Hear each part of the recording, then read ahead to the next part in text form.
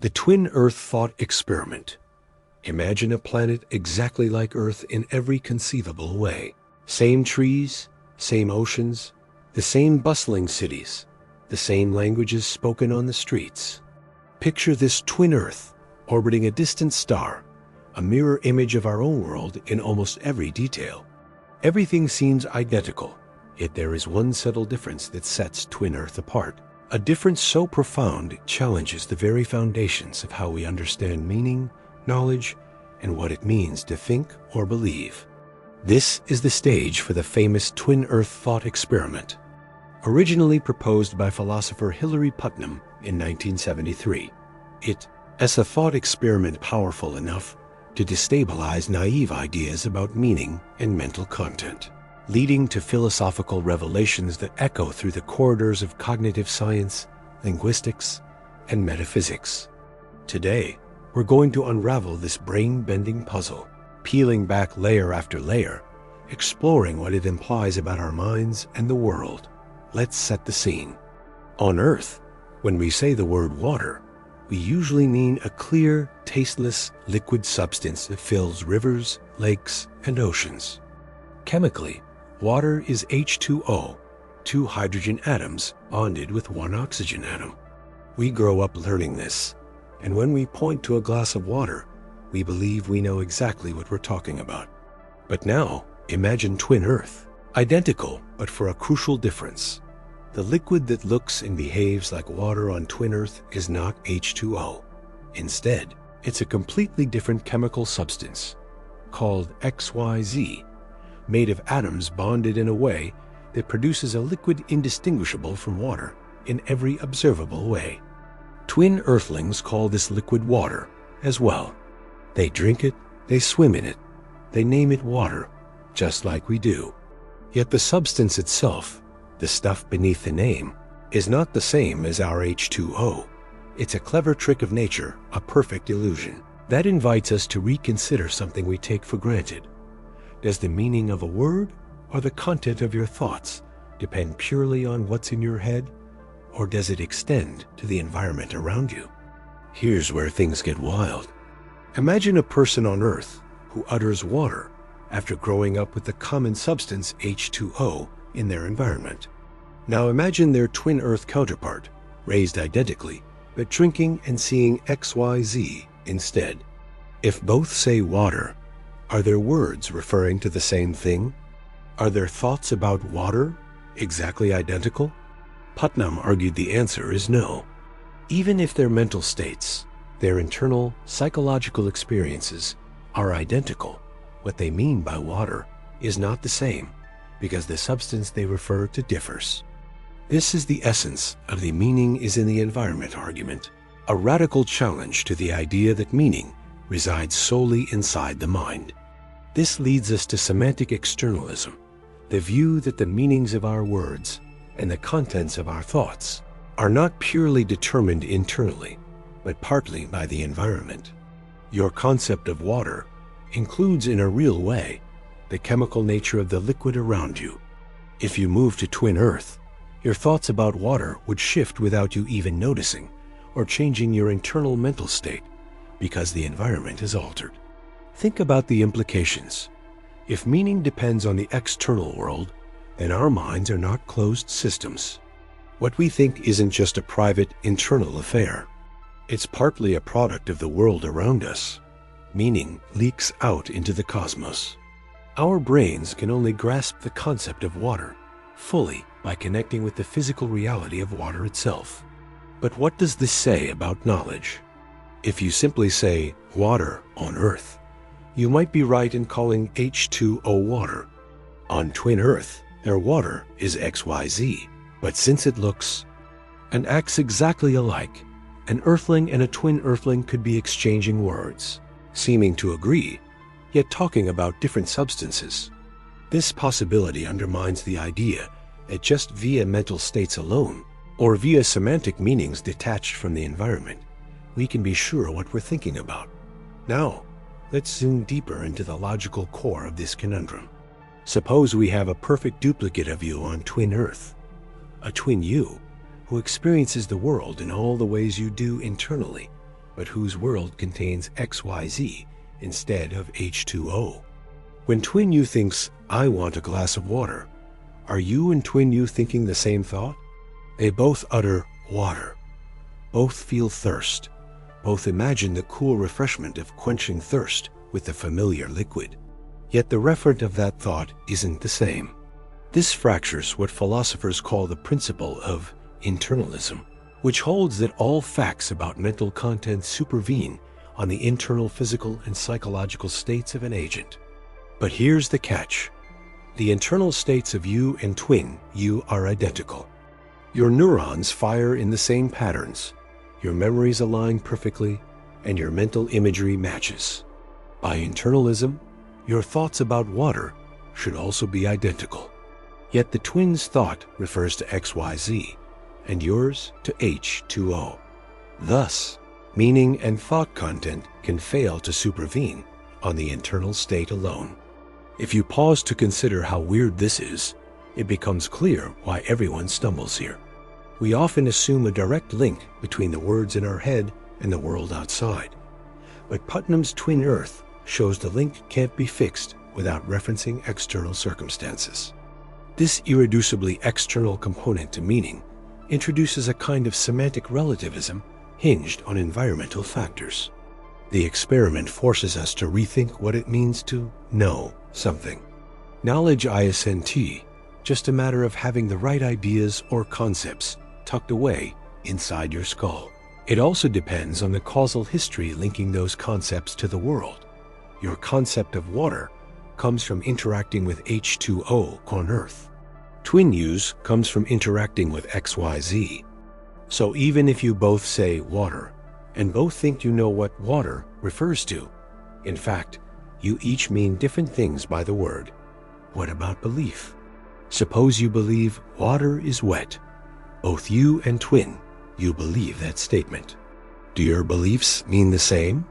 Well, your belief links the concept of wetness to H2O, Twin Yous to XYZ. The beliefs share a structure but differ in reference. This exemplifies how content outside the mind can shape belief content itself. Another axis to explore is epistemic axis. You're not aware of the chemical composition of your drinking water. Maybe no human really is in daily life. If your concept of water depends on H2O, but you don't know that chemically, can your concept still be said to depend on the external world? Putnam argued yes, because the reference of water is fixed by the actual substance that occupies that causal role in your environment, regardless of your knowledge. This is how semantic externalism escapes trivializing meaning as wholly hidden in mental experience. The implications ripple out to how we understand identity and difference. The same mental state, with the same subjective experience, can have different content in different environments. Environment shapes mind more deeply than we assume. Mental content is not an island. It's an archipelago connected by causal and referential bridges to the world. But the thought experiment also presses on how we conceive of language and communication. When two people use the same word, are they always talking about the same thing? Not necessarily. Meaning can fracture depending on contexts, environments, and external facts. Communication thus carries an implicit reliance on shared external contexts for true mutual understanding. Language, then, is not just internal. It's an interactive system embedded in the world. Words like water get their grip through their linkage to physical reality. This external grounding clears problems that purely mentalist theories face, such as how to fix reference or how rigid designators work in natural language. Now, some critics might say, well, maybe Twin Earth isn't really a possible world, just a fancy fiction. But the power of the thought experiment lies in its logic. Nothing physically impossible prevents the chemical makeup to be different elsewhere, while keeping all appearances the same. The experiment leverages this virtual possibility to test the boundaries of meaning. Fast forward to today's cognitive science and AI discussions. Semantic externalism has profound implications for how we program machines to understand language. Can I grasp meaning without grounding in the physical world? The Twin Earth thought experiment hints that pure symbol manipulation in a vacuum might never capture genuine meaning, because meaning ties to environment and causal history, not just internal data structures. Let's return to the mind itself. In light of Twin Earth, your mind is more than a container of ideas. It is a node in a vast web of causal connections, spanning from neurons firing inside your skull to water molecules flowing in rivers outside your window. Your mental content, then, is like a spotlight moving over the world, shaped by the chemical nature of the stuff your spotlight illumines. Imagine telling a child, "This is water," as you point to a glass. The child learns not just a label, but connects that label to an external substance, an ephemeral gift from nature, H2O. If the child had grown up on Twin Earth and been shown XYZ, their concept of water would be yoked to something different, even if the word is the same. Meaning and thought transcend mere mental wrestling. They leap across the bridge connecting mind and world. Now, what question remains most tantalizing? If meaning partly depends on the environment, what happens when the environment changes? What if you move from Earth to Twin Earth? Does your concept of water morph instantly as your brain's internal models update, or does it lag, trapping you in a semantic twilight zone? Putnam's experiment suggests meaning is dynamic and environment sensitive. This poses an unsettling thought. Thoughts and meanings might not be as fixed and private as we assume. They breathe along with the world around us. A shift in reality ripples through the mind. This interdependence shapes epistemology, philosophy of language, and metaphysics alike. So, when you say water, know that your words and thoughts are anchored in a complex dance between internal cognition and external reality. The Twin Earth thought experiment reveals a stunning truth. Meaning is not just in your head. It's out there too, defined and shaped by the world you inhabit. The paradox of hedonism. Imagine chasing happiness like a dog chases its tail. Each attempt, fueled by pure desire for pleasure, spins you round and round, yet the tail always remains out of reach. This is the essence of the paradox of hedonism. The more relentlessly you pursue pleasure for its own sake, the more elusive it becomes. But why does this happen? Why does direct pursuit of happiness often lead to unhappiness, or at best, a hollow semblance of joy? Today, we'll dive deep into this brain-bending paradox with the kind of logic that makes your neurons tingle and your mind loop like an Escher staircase. Buckle up. The paradox of hedonism, also known as the pleasure paradox, is a fascinating conundrum in philosophy and psychology. It suggests that pleasure and happiness cannot be achieved by a deliberate, conscious attempt to obtain them. In fact, striving explicitly for pleasure tends to discourage its arrival. At first glance, it feels counterintuitive. After all, if pleasure is the goal, why wouldn't going straight for the goal get you there fastest? The answer hides in the labyrinth of the human psyche. Let's start with pleasure itself. Pleasure, chemical, emotional, or intellectual, is a state of positive sensation. A jolt of dopamine, the soft warmth of a satisfying meal, the cathartic splash of a beautiful melody. But pleasure isn't a commodity you pick off a shelf, count as coins, and deposit in your happiness bank account. Pleasure is often an incidental artifact, a byproduct of something else. When it is pursued directly, it becomes self-referential, chasing the high itself rather than the meaningful activity that might bring the high. Imagine a musician. If she picks up the guitar solely because she wants to feel good, because she wants the rush of applause or the thrill of mastery, her experience changes drastically from someone who plays driven by love for the music itself. When pleasure becomes the explicit aim, the activity starts to feel like a transaction, a forced march to the crackling endorphin spike. The joy fades. The flow state, that magical zone where skill meets challenge, evaporates like mist. This is no mere metaphor. Psychological experiments confirm it. In one classic study, participants were asked to rate their happiness under different conditions. Some told to maximize pleasure consciously, others to engage in activities without focusing on pleasure. Those who aimed directly at pleasure consistently reported lower enjoyment. Their attention on the pursuit paradoxically distracted from the pleasure itself. What's happening? One explanation lies in the nature of attention and awareness. When you focus on the goal of pleasure, you create a kind of tension, a neediness. This tension is the opposite of relaxation and openness, the very conditions pleasurable experiences usually require. Pleasure often arises from immersion, unpredictability, surprise, and absence of pressure. The harder you press for these states, the more pressure you apply, and the less grace they have to manifest. This paradox parallels many other philosophical puzzles about desire. For instance, the idea that desire for desire's cessation is a contradiction in terms, famously pinned down in Buddhist thought. If you crave to stop craving, you're tangled in a logical loop, because the craving itself sustains you in desire. Similarly, in the paradox of hedonism, the craving for pleasure sustains a tension that directly undermines pleasure. Another layer to this paradox is evolutionary psychology. Our brains evolved not to maximize pleasure for its own sake, but to drive behaviors that increase survival and reproduction. Pleasure is a motivational tool, a feedback mechanism to reinforce life-enhancing activities. Pleasure itself is not the ultimate gain.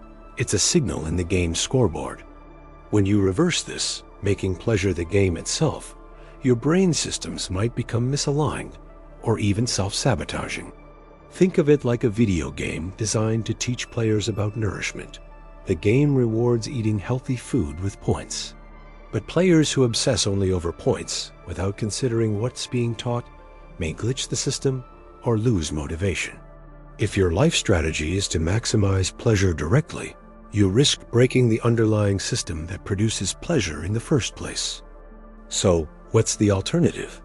The paradox suggests that happiness and pleasure arise most naturally when you pursue what's meaningful, what you care about, what engages you fully, even when it's challenging or sometimes painful. The philosopher Friedrich Nietzsche spoke of amor fati, the love of one's fate, embracing life's full spectrum rather than seeking isolated highs. The virtue ethics tradition, from Aristotle to modern thinkers, argues for flourishing through cultivating virtue and purpose, not endless pleasure-seeking. Similarly, in the psychology of flow, pioneered by Mihaly Csikszentmihalyi, people experience deep joy, not by chasing pleasure, but by immersing themselves completely in a task that is optimally challenging. The pleasure here is embedded, inseparable from the activity. Directly seeking pleasure would shatter this state, just like shining a spotlight on a butterfly can frighten it away. Here's where the brain gets even trickier. There's a phenomenon called hedonic adaptation, your brain's tendency to return to a baseline of happiness no matter what changes happen in your environment. This natural tendency ensures survival because it protects against emotional extremes. But for pleasure seekers, it also means the bliss from a new toy, promotion, or relationship will fade, requiring ever more intense or novel stimuli. This addictive treadmill traps the hedonist in an escalating cycle of wanting and disappointment. The paradox is not just theoretical, but vividly everyday. Consider internet browsing, social media, binge watching, all modern-day pleasure pursuits designed for immediate gratification. Many users find themselves restless, unsatisfied, chasing more without feeling truly happy. This endless scrolling and clicking is a perfect embodiment of the paradox of hedonism in the digital age. How do we escape this trap? Paradoxically, by letting go of the obsession with pleasure itself, by getting absorbed in meaningful projects, cultivating relationships, appreciating small moments, practicing gratitude, by noticing and accepting the full range of emotions, including pain and boredom, rather than dodging them. By developing mindfulness, which encourages non-attachment to transient states, including pleasure. Philosophers have long noted that happiness is often the side effect of a well-lived life rather than a direct goal. Epictetus, the Stoic philosopher, reminded us that focusing on what is within our control, our judgments, our actions, rather than external outcomes, leads to a kind of tranquility more robust than pleasure's ephemeral gifts. In a sense, the paradox of hedonism teaches us that happiness requires a kind of paradoxical humility. You must recognize pleasure as a guest, invited occasionally, welcomed warmly, but never chased desperately. The mind that accepts life's flow without grasping for the high notes experiences a fuller symphony. It's a radical reorientation of desire. Instead of "I want happiness," it becomes "I want a life worth living, come what may." This shift transforms pleasure from a target into a natural reward. Like the ripples on a pond from a thrown stone, pleasure spreads outwards when the stone is thrown with purpose, not when the pond is just stared at endlessly hoping for ripples to appear. To truly grasp the paradox of hedonism, you have to embrace that some things cannot be obtained by direct pursuit. In the same way, you cannot tickle yourself successfully. Pleasure requires a kind of externality or surprise. Trying to satisfy your own desire for happiness head-on is like trying to take a photo of the sun with your back turned. Only when you turn around and engage the world can the light flood in. The unexpected gift paradox. Imagine you receive a gift, beautifully wrapped, mysterious, and utterly tantalizing. Now, picture that this gift defies all expectations, not just because of what it contains, but because of the very act of receiving it. This is the seed of the unexpected gift paradox, a riddle not just about presence, but about logic, choice, and the nature of surprise itself. The paradox begins with a simple premise. You are told that you will receive a gift tomorrow. The catch? You will never know what the gift is until you open it, but you are also guaranteed it will be something unlike anything you have ever experienced before. You're assured of novelty, uniqueness, and the thrill of the unknown.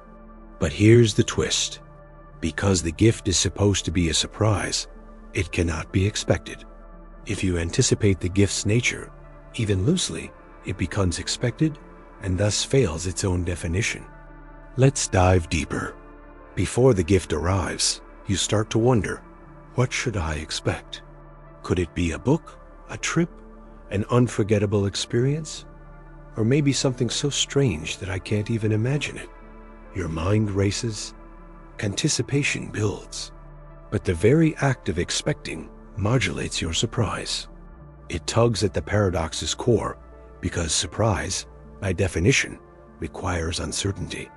If you manage to anticipate something, that event becomes less surprising, less unexpected. Now, consider this. If you try to eliminate all expectations to preserve the purity of surprise, you inadvertently open the door to the unexpected being anything. This anything might include the possibility of the gift being nothing at all. How could nothing be a gift? Imagine if the gift arrived as a blank envelope or an empty box. Would this be a gift? It challenges our understanding of value and expectation. Because if the gift is supposed to be unexpected, it can't be ruled out just because it doesn't seem like a gift in the conventional sense. Here we touch on the paradox's philosophical foundation: value without expectation, content without anticipation. The unexpected gift paradox pushes us to question, can something be truly valuable if it cannot be anticipated? Conversely, can genuine surprise exist if the possibility of receiving nothing is on the table?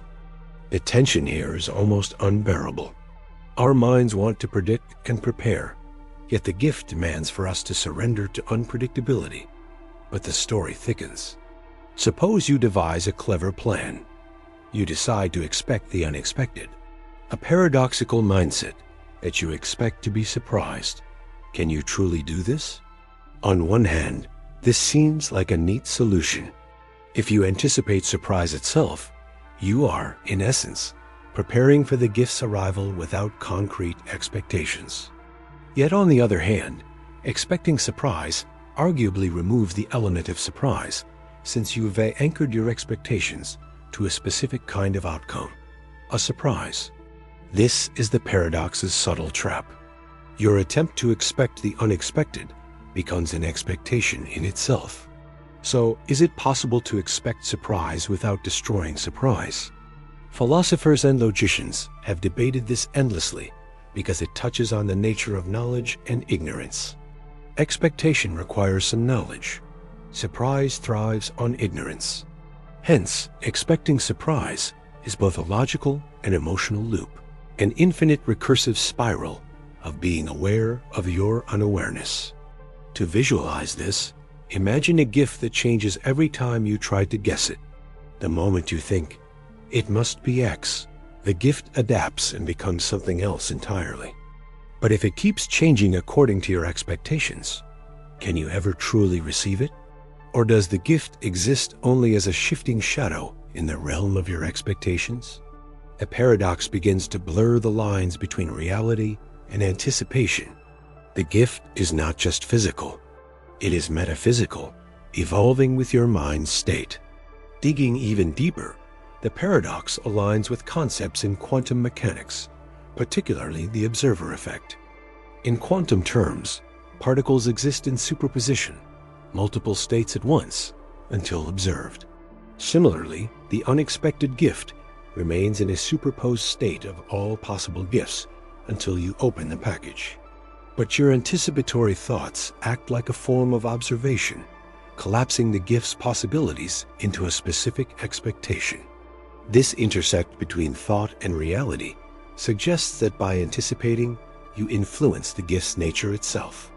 The paradox recasts the gift as a quantum entity, entangled with your mind. But what if you choose to abstain from thinking about the gift at all? You refuse to entertain any expectation. This sounds simple, but in practice, it's nearly impossible. Human minds are pattern-making machines. Our brains seek meaning and order relentlessly. Even a vacuum of thought is a fertile ground for subconscious expectations. Thus, the paradox reveals a fundamental property of human cognition: the inability to suspend expectation entirely. And there's an even stranger wrinkle. Suppose the giver, knowing your struggle with expectation, designs the gift with the paradox in mind, creating a scenario where you must simultaneously expect and not expect the gift. For example, they tell you, you will receive a gift you expect, but it will still surprise you. How do you reconcile that? Can expectation and surprise coexist? Here, the paradox enters a twilight zone of logic. Expectation and surprise might seem mutually exclusive, yet consider the idea of expected surprise a kind of meta-experience. You might expect to be surprised, and yet still experience genuine surprise. This is observed in complex emotional scenarios, like plot twists in stories that are foreshadowed, or experiments in psychology, where subjects anticipate being startled, but are surprised anyway. This suggests that surprise may have different layers, from intellectual prediction to emotional impact. Reframing the unexpected gift paradox in this light, the gift is not merely an object or event, but a dynamic process, a dance between knowledge and ignorance, certainty and mystery, anticipation and astonishment. It becomes a mirror reflecting the limits of human understanding. Now, reflecting upon gift-giving traditions worldwide brings an anthropological angle. Many cultures value surprise and secrecy in gift exchange precisely because it heightens emotional impact. Yet, rituals often prescribe subtle hints or symbolic gifts to balance expectation and surprise, creating a rich tapestry of emotional resonance. The paradox perhaps captures an elemental truth about human connection. Gifts are not about the item itself, but the tension between giving, receiving, and the unknown. Finally, imagine this paradox as a metaphor for life itself. Life constantly presents us with the unexpected, wrapped in mystery, promise, and uncertainty. Like the gift, Our experiences defy full anticipation, yet shape us deeply when unwrapped. The paradox challenges us to find comfort in not knowing, to embrace uncertainty without despair, and to realize that the true gift may lie in the dance of expectation and surprise. To conclude, the unexpected gift paradox is far more than a puzzle about presence. It's a profound meditation on the human mind, on logic, and on the intimate interplay of knowledge and mystery. It reveals the fragile architecture of surprise, that it can be both anticipated and destroyed by that very act. The burden of proof paradox. The burden of proof paradox. It sounds straightforward, doesn't it? A simple concept drilled into every debate club, every courtroom, every philosophical discussion. Whoever makes a claim carries the burden of proof. Yet, peel back the layers, and suddenly the ground beneath this principle begins to wobble. The burden of proof isn't just a rule. It's a slippery, twisting paradox lurking in the shadows of logic itself.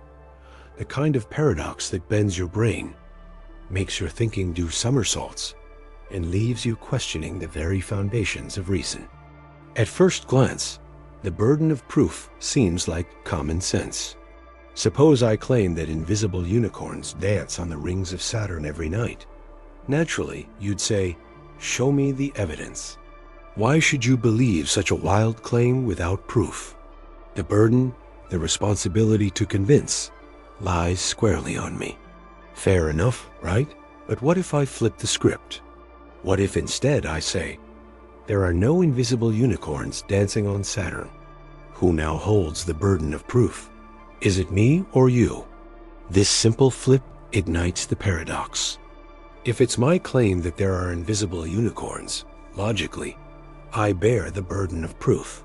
But if the claim is that no such unicorns exist, that's a negative claim, a universal negation, and in classical logic, negative claims are notoriously tricky to prove.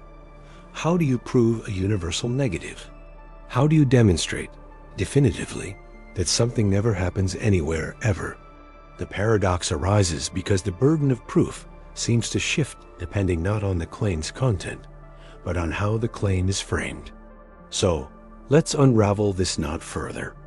The principle, the burden of proof lies on the claimant, presupposes a clear, unambiguous claimant and a claim that can be objectively tested. But in real life, the boundaries blur. In our invisible unicorn example, if I declare unicorns don't exist, am I making a claim that requires proof? Or am I merely withholding belief in their existence until presented with evidence? The epistemic landscape shifts dramatically depending on distinctions between belief, knowledge, skepticism, and assertion. Philosophers call this the problem of shifting the burden of proof. It's a tactic often seen in debates, especially when one party tries to dodge proving a claim by challenging the other to disprove it. You can't prove there are no invisible unicorns, so your skepticism is unreasonable. This argument twists the logical knife deeper, exploiting the paradox, and weaponizes the burden of proof as a rhetorical device rather than a logical rule. But why does this paradox matter? Because it exposes a fundamental flaw in how we think about knowledge claims and evidence. It shows that the burden of proof is not a fixed, objective property of statements, but a flexible, context-dependent social convention. It's less about truth and more about persuasion. When claims concern extraordinary, unfalsifiable, or universal negatives, the burden of proof cannot be pinned down so easily. It leaks, shifts, and sometimes evaporates altogether. Here's where the logic warps even further. Consider the idea of presumption. In ordinary life, we usually presume things are not extraordinary. We presume absence rather than presence of fantastical entities. This presumption effectively places the burden of proof on those making positive claims. There are invisible unicorns. But that presumption itself is an assumption, a default starting point that itself isn't proven, but socially agreed upon. Change the default presumption, and the burden of proof changes with it. Now let's look deeper into the structure of arguments involving the burden of proof. At its core, proof is about justification, providing evidence or reason sufficient to convince a rational agent that a claim is true. But what counts as sufficient justification? The paradox shows us that sufficiency is slippery. If someone asks us to prove a negative, is it logically impossible or merely pragmatically difficult? The old axiom, "you cannot prove a negative," is often misunderstood. Strictly speaking, in classical logic, certain negatives can be proven. For example, there are no even prime numbers greater than 2, but universal negatives, especially about empirical reality, are often unfalsifiable. This means that the burden of proof in empirical claims is inherently tied to our capacity for observation and falsification. If a claim is unfalsifiable, if we can't conceive of evidence that would disprove it, then the burden of proof becomes paradoxical. It never settles. The claimant says, "I assert this is true." The skeptic says, "Show me your evidence." The claimant says, "You can't prove I'm wrong." And so the circle spins, a logical Ouroboros consuming itself. From here, the paradox metamorphoses into a deeper philosophical puzzle about epistemic responsibility. Who is responsible for believing or disbelieving a claim in the absence of evidence? Or, more precisely, when can we justifiably withhold belief? The burden of proof paradox forces us to confront the limits of justification and inquiry. It underlines the tension between demanding evidence and accepting ignorance. There's an even more mind-bending angle here, one that dives into how we define proof itself. In formal logic, proof is often a derivation from axioms using rules of inference. But in the messy, noisy empirical world, proof requires observation, experimentation, and repeatability. When we apply the burden of proof to claims about the real world, we invoke not strict formal proof, but probabilistic reasoning, degrees of belief, Bayesian updates, the whole epistemological machinery. The paradox thus underscores a fundamental mismatch between the purity of formal logic and the fuzziness of real-world knowledge. Let's zoom out further to see how this paradox plays out in everyday reasoning and public discourse. In science communication, for example, the burden of proof paradox surfaces in debates about controversial topics. Climate change denial, vaccine skepticism, paranormal claims, conspiracy theories. Claims are made, counterclaims arise, and the burden of proof is tugged between sides like a cosmic game of tug-of-war. Each side accuses the other of failing to carry their burden, turning discussions into endless stalemates. This stalemate isn't accidental.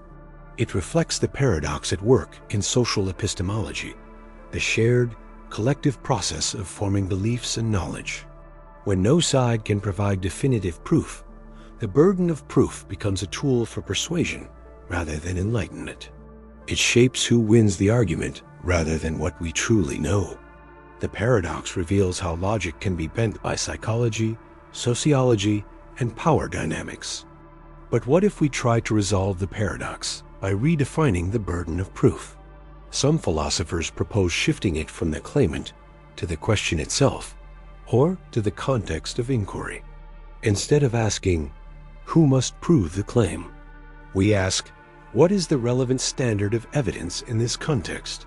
For example, in legal settings, the burden of proof depends on the charge, beyond a reasonable doubt in criminal law, preponderance of evidence in civil cases. This pragmatic approach acknowledges that burden of proof is a flexible construct, tailored to circumstances rather than fixed logical principle. Even more radical, the burden of proof paradox nudges us towards a more nuanced, skeptical stance towards knowledge-making. It invites us to embrace uncertainty, accept that some claims may remain forever beyond proof or disproof, and that belief often rests on practical rather than purely logical grounds. The paradox compels us to acknowledge the contours of ignorance that shape human understanding. Now imagine a variant of the paradox in the realm of artificial intelligence and machine learning. When we design systems to evaluate claims or generate knowledge, how do we program the burden of proof? How does an AI decide which statements require justification and how much evidence is enough? Do we risk embedding this paradox into algorithms that mediate belief and fact? The burden of proof paradox challenges us to think carefully about how logic interfaces with computational reasoning, ethics, and epistemology in the digital age. Returning to the invisible unicorns, the paradox remains alive and teasing. The claim that invisible unicorns dance on Saturn is fantastical and unfalsifiable. The burden to prove such a claim should logically lie with the claimant. Yet no amount of failure to prove their existence conclusively proves they don't exist. The paradox mirrors the limits of human inquiry and our willingness to suspend judgment without closure.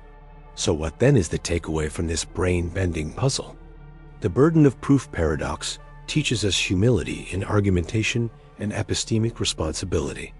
It warns against lazy uses of burden shifting as a debate tactic. It invites us to refine how we understand claims, evidence, and justification. It highlights that logic, while powerful, is not always sufficient to settle all questions, especially those entangled with language, belief, and human psychology. In the tangled forest of reasoning, the burden of proof paradox is a flickering lantern showing both the way forward and the shadows that obscure it. It forces us to question not just who must prove what, but what it means to know it all. And in doing so, it expands the landscape of thought, inviting us to explore the edges of logic where certainty dissolves and mystery remains. A paradox of omniscience. Imagine a being who knows everything, not just facts or events, but every detail of the universe, every thought ever thought, every outcome that ever was or could be. A being whose knowledge is absolute, infinite, and unchanging.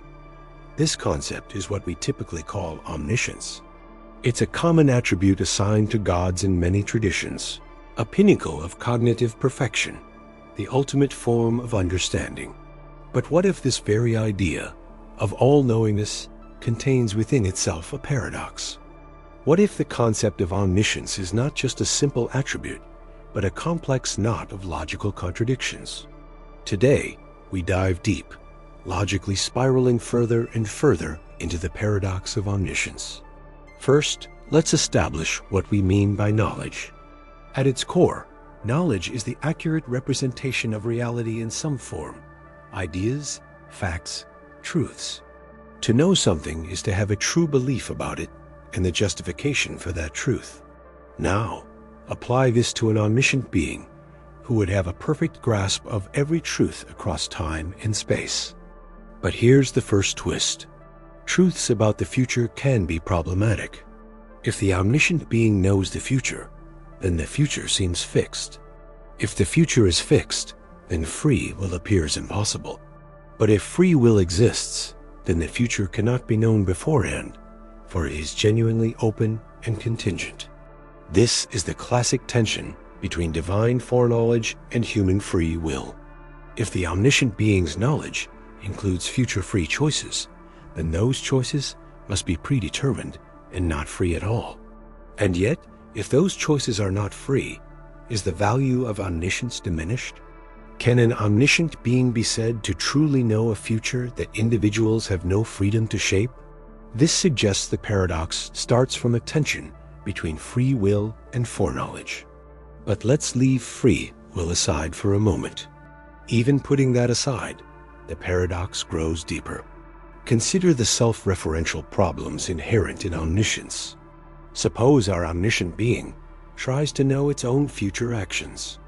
If it already knows what it will do, say, move its hand, can it choose to do something else? If it can, then its knowledge was wrong. If it cannot, then it is not free. More than that, what if it tries to know that it will next think about not knowing something? This loops back into contradictions. Self-reference is a known source of logical problems.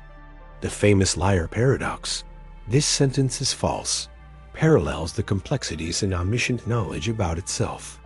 Can an omniscient being know something it cannot know? That seems nonsensical. Yet, the problem becomes not what can be known, but what must be true. The moment an omniscient being tries to know its own knowledge state, questions arise. Is all knowledge fixed, or can it change? And if it knows its future knowledge will change, can it use that to change it, thereby negating prior knowledge? Many philosophers have tried to resolve this with the idea of God existing outside of time. If time is a sequence of events with cause and effect, and God is timeless, then God's knowledge is not foreknowledge from inside time, but an eternal seeing of all times simultaneously. But this introduces more puzzles. If God sees all time at once, does causality really exist? Is the future a concrete reality or an illusion? If it's concrete because God sees it, then free will is lost. If it's an illusion, then omniscience is incomplete or faulty. Let's take a step outside traditional theology and think more abstractly. What does it mean to know everything? This includes not only truths, but all possible propositions, true or false, and even contradictory statements. Can an omniscient being hold knowledge of contradictory propositions? That sounds absurd because logic rejects contradictions. Yet, if such a being truly knows everything, does that include all possibilities, which might conflict in some way? This leads us to the realms of modal logic, the logic of possibility and necessity. It's not just what is true now, but what could be true, or could have been true. Can omniscience encompass all possible worlds equally? If so, is it knowledge, or is it something else entirely? A kind of hyper-awareness, a meta-knowledge of all potentialities. And how would such knowledge look from the inside? Would it be coherent? Can the human mind even begin grasping such a concept? Now, think about an omniscient being confronted with a paradoxical truth, such as the famous barber paradox. A barber who shaves all those, and only those who do not shave themselves. Does he shave himself? Such logical puzzles resist resolution. Could an omniscient being know such paradoxical truths? If so, does it mean it knows contradictions? If not, is its omniscience truly complete? Perhaps omniscience is limited to knowing all that is logically coherent. But then, is it really omniscience? Or just omniscience within a logical framework? Speaking of frameworks, the field of mathematics sheds light on this. Kirk-Gödel's incompleteness theorems show us that in any sufficiently complex system, there exist truths that cannot be proven within the system itself. Could the paradox of omniscience hinge on this limit? If the omniscient being is like a system trying to encompass all truths, some truths might be forever unknowable within the system, making omniscience impossible. Or omniscience would have to transcend system boundaries. But transcending boundaries implies a metasystem or some infinite regress. Is omniscience a kind of infinite tower of knowledge, each level gaining access to truths beyond the previous? This infinite regress is both mind-boggling and suggests limits to human comprehension of omniscience itself. Let's now revisit the earlier point about future actions and knowledge. Suppose the omniscient being observes that in the next moment it will raise its hand. If it knows this, can it decide not to raise its hand, thus falsifying its own knowledge? Or must it raise its hand because the knowledge is true? If the latter, then the being lacks free will over future actions despite being omniscient. This dilemma is similar to the paradox of prediction. If you predict an event, and the event sees the prediction, it may act to avoid it, falsifying the prediction. But can an omniscient being be fooled by its knowledge? No, so the prediction must be certain, but then future events are fixed. This circle traps us in the paradox. Let's delve deeper into the notion of knowing all truths, including truths about oneself. Knowledge often requires introspection, reflection, and awareness not just of facts, but of beliefs. A being that knows everything would also know everything about its own thoughts and processes.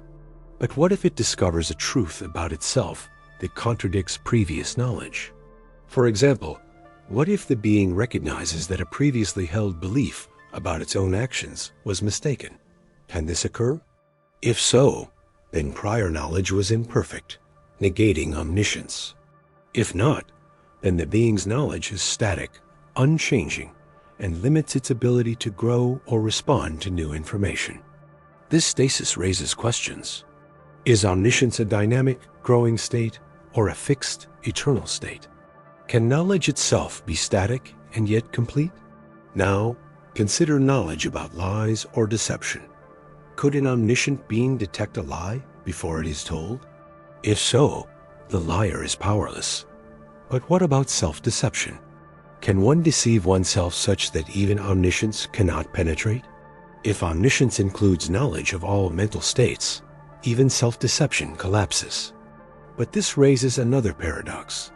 Is knowledge itself observation and understanding, or is there an experiential element that knowledge cannot grasp directly? Additionally, consider the idea that for knowledge to be meaningful, there must be some unknown to discover. If all is known, then curiosity, learning, and surprise cease to exist. Does this mean omniscience eliminates the meaningfulness of knowledge itself? If everything is known, does knowledge become trivial? In physics, uncertainty principles like Heisenberg's suggest limits to what can be known simultaneously and precisely. Does this fundamental limit challenge the idea of omniscience in a physical universe? Or is omniscience transcendent to physical laws?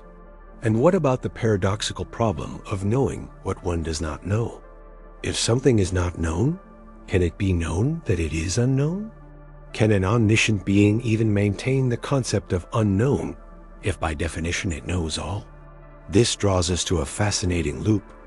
Knowing the unknown creates a contradiction. The unknown ceases to exist once known. So is omniscience incompatible with the very concept of ignorance? And if a being is omniscient, does it have knowledge of everything except ignorance? But ignorance is the absence of knowledge. So can it be known or even exist? Zooming out even further, imagine the implication of omniscience on time and causality. If every event in truth is known by an omniscient being, does time flow causally? Or is it an illusion? Is the omniscient perspective timeless, viewing all events simultaneously? And if so, from within time, can a being truly act freely? Could omniscience be a static snapshot of all that ever is, or an active, dynamic engagement with reality? The more we try to understand this, the more slippery the concept becomes. Now, let's think about the paradox from a linguistic perspective. Knowledge is expressed through language, statements, symbols, propositions. But language is inherently limited and sometimes self-referential or ambiguous. Can omniscience be expressed perfectly in language? If not, is its knowledge expressible or communicable? This touches on the limits of expression and understanding. Even if an omniscient being has perfect knowledge, can it convey that knowledge within the bounds of our language, logic, or even consciousness? Or is omniscience inherently inaccessible to any finite intelligence? The problem of evil, a question so ancient, so deeply knotted into the fabric of philosophy and theology, that it continues to haunt the corridors of human thought. At its core, the problem is simple to state, but fiendishly complex to unravel. If an all-powerful, all-knowing, and all-good God exists, why is there evil? Why is suffering real? Why do innocent people endure pain beyond reason? These questions have launched more books, debates, and sleepless nights than almost any other issue in human history. But let us strip it down and see what happens when we follow the logic as tightly as the great thinkers before us, but with a twist that might tug your mind in directions you haven't considered before.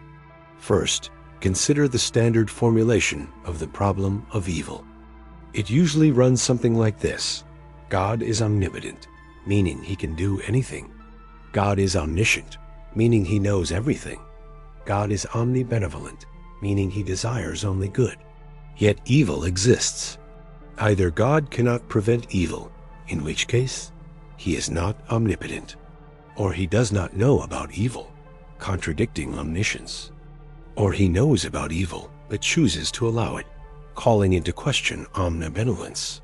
So, the traditional conclusion is that these three attributes are incompatible with the observable reality of evil. But is this really an airtight trilemma? Philosophers have long tried to unpick it, proposing various theodicies, reasons why God might permit evil. One famous angle is the free will defense. Evil is the necessary consequence of human freedom. Without the choice to choose evil, good is meaningless. To have true moral agency means you must have the option to do harm as well as good. This line of reasoning shifts the focus from God's power to human responsibility. Evil isn't God's doing, but ours. But does this explanation hold up under the most unforgiving logical scrutiny? Here's the twist. Even if we grant the necessity of free will for moral value, why does God allow not just moral evil, the kind we freely choose, but natural evil as well? Natural evil includes earthquakes, diseases, tsunamis, and famine, events that cause suffering but which no conscious agent directly wills or controls. If God can intervene to prevent these, why does he not do so? Is natural evil also essential for some higher good, or is it an overlooked anomaly in the grand design? At this point, the discourse splits into multiple complex streams. Some argue that natural evil serves a sort of soul-making function, a concept pioneered by philosopher John Hick. The idea goes, hardships and suffering build character, virtue, and spiritual maturity. Without adversity, humans would be shallow and incomplete. Pain teaches resilience and empathy. Joy becomes meaningful against the backdrop of sorrow. But this still implies God is willing to allow real suffering, sometimes horrific, sometimes pointless, to cultivate a distant potential good. The troubling question then becomes, couldn't an omnipotent God achieve soul-making without real suffering? Couldn't virtues be developed in a less brutal laboratory? Now let us take a step deeper, beyond the usual theodicies, and approach the problem of evil through a kind of brain-bending logical inversion. Consider this. What if evil is not a separate, opposing force to good, but an intrinsic aspect of existence itself? What if the duality between good and evil is a category error, a limitation of human perspective, trying to carve reality into neat moral compartments? In many classical traditions, evil is conceptualized as privation, an absence or lack of good. Augustine famously described evil as privatio boni. Under this lens, evil has no independent existence. It is a shadow-like absence of good, like darkness to light, cold to heat. In such a framework, God is pure good, doesn't create evil. Evil emerges as a byproduct of the freedom to depart from good, a kind of relational absence. But what if this is too simplistic? What if evil is a necessary logical counterpoint embedded in the fabric of reality, like negative numbers in mathematics? We only understand positive numbers because negative numbers provide a symmetrical counterpart. Without evil, good would be meaningless, just as north has no meaning without south. Could evil be a kind of existential counterweight essential for the totality of experience? Pushing this further, imagine reality as a fractal of interlocking contradictions, where opposites are not enemies but co-creators, each requiring the other's existence as a condition. Good necessarily contains evil within it, and evil contains the seed of good. Trying to eliminate evil entirely, in this model, would be tantamount to erasing the condition for good itself. This is not just poetic metaphor, but a logical structure. Dialectics, thesis, antithesis, synthesis, driving the evolution of consciousness and reality. So if God is the ground of all being, the absolute, then could God be simultaneously the source of good and the permissive ground of evil, not in spite of benevolence, but because of it? This challenges the standard notion of omnibenevolence as purely a selective goodness that forbids evil. Instead, Omnibenevolence might mean embracing the totality of existence, including apparent evil and suffering, as necessary phenomena within the whole. This is a radical reframing, one that traditional theology often resists, but maybe the problem of evil demands such a radical leap. Let's add another layer: time and the human perspective. We tend to evaluate evil and suffering based on immediate outcomes. But what if our temporal lens is so narrow that we cannot perceive the long-term tapestry? Could God's omniscience encompass a cosmic timeline where what appears as evil now is woven into a pattern that ultimately yields a greater good inscrutable to us? This is the classical greater good defense, but taken to the extreme. It implies that suffering and evil are tragic necessities in a dynamic universe in which free agents evolve, realities unfold, and consciousness expands. But again, it's a tough sell. The scale and intensity of suffering often appear gratuitous, overwhelming any plausible greater good. After all, couldn't an all-powerful God orchestrate a universe with moral growth, but less extreme pain? Enter the possibility that our concepts of power and knowledge could be fundamentally limited or improperly applied to God. Omnipotence might not mean the power to do absolutely anything, but rather power limited by logical coherence and the nature of realities. Some philosophers suggest God cannot create free while logically incompatible with doing evil, or cannot eliminate natural evil without destroying fundamental laws of nature necessary for life and growth. So, God's power might be self-limiting, a paradoxical constraint voluntarily accepted to allow meaningful freedom in the complex interplay of cause and effect. This self-limitation reframes evil not as a divine failure or absence, but as the consequence of a higher order principle. Freedom, order, and authentic existence demand a universe where evil is logically possible. The problem of evil thus becomes a problem of divine self-limitation rather than divine neglect. But here is where things get truly nutty. What if the framework of God as attributes themselves, omnipotence, omniscience, omnibenevolence, are not absolutes but perspectival constructs? What if the unity underlying existence transcends these categories entirely? In this view, God is not an entity with defined properties, but the fundamental ground of being beyond all conceptual distinctions. Within such a metaphysical monism, evil, good, and all dualities collapse into a singular ineffable reality, rendering the problem of evil a confusion born of limited cognitive frameworks. If so, then the suffering and evil we perceive are part of an experiential horizon that must exist for consciousness to differentiate itself from non-being, for experience to arise at all. The very conditions that open the door to meaning also open the door to suffering and evil as intrinsic components.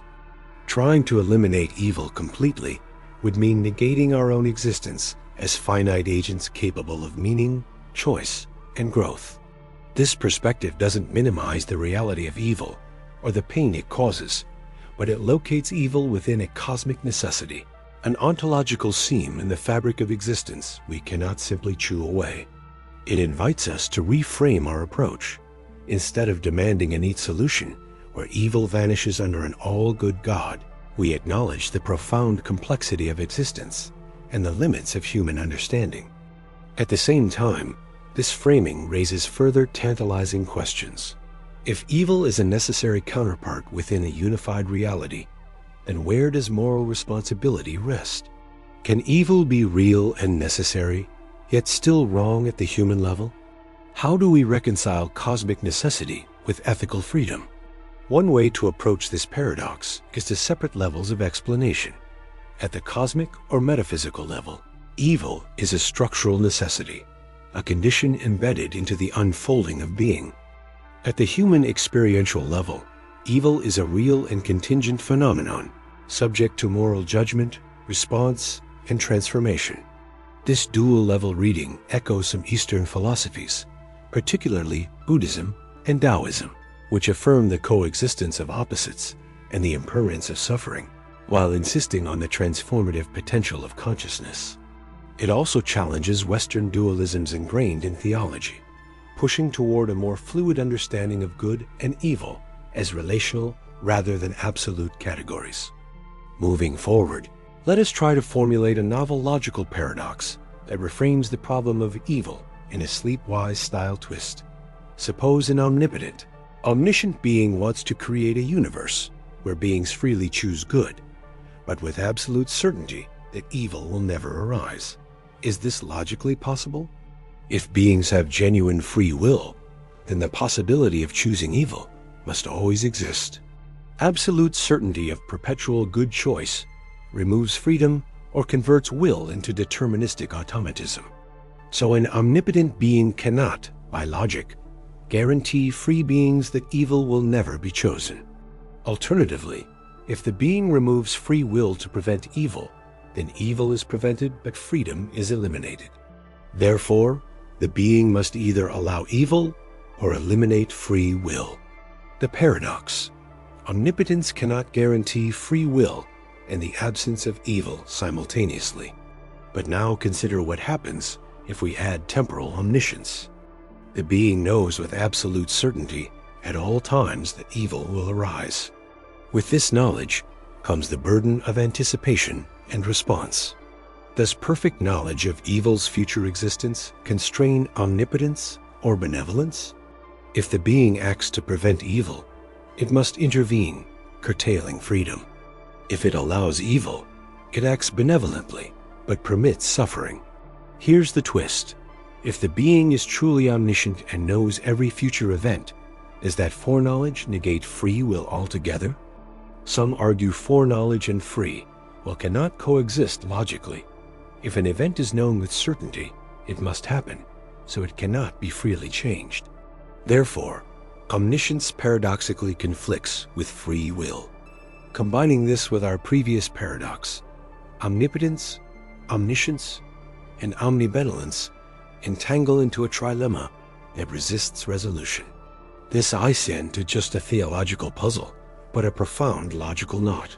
The very attributes ascribed to God defy coherent coexistence when confronted with the reality of evil.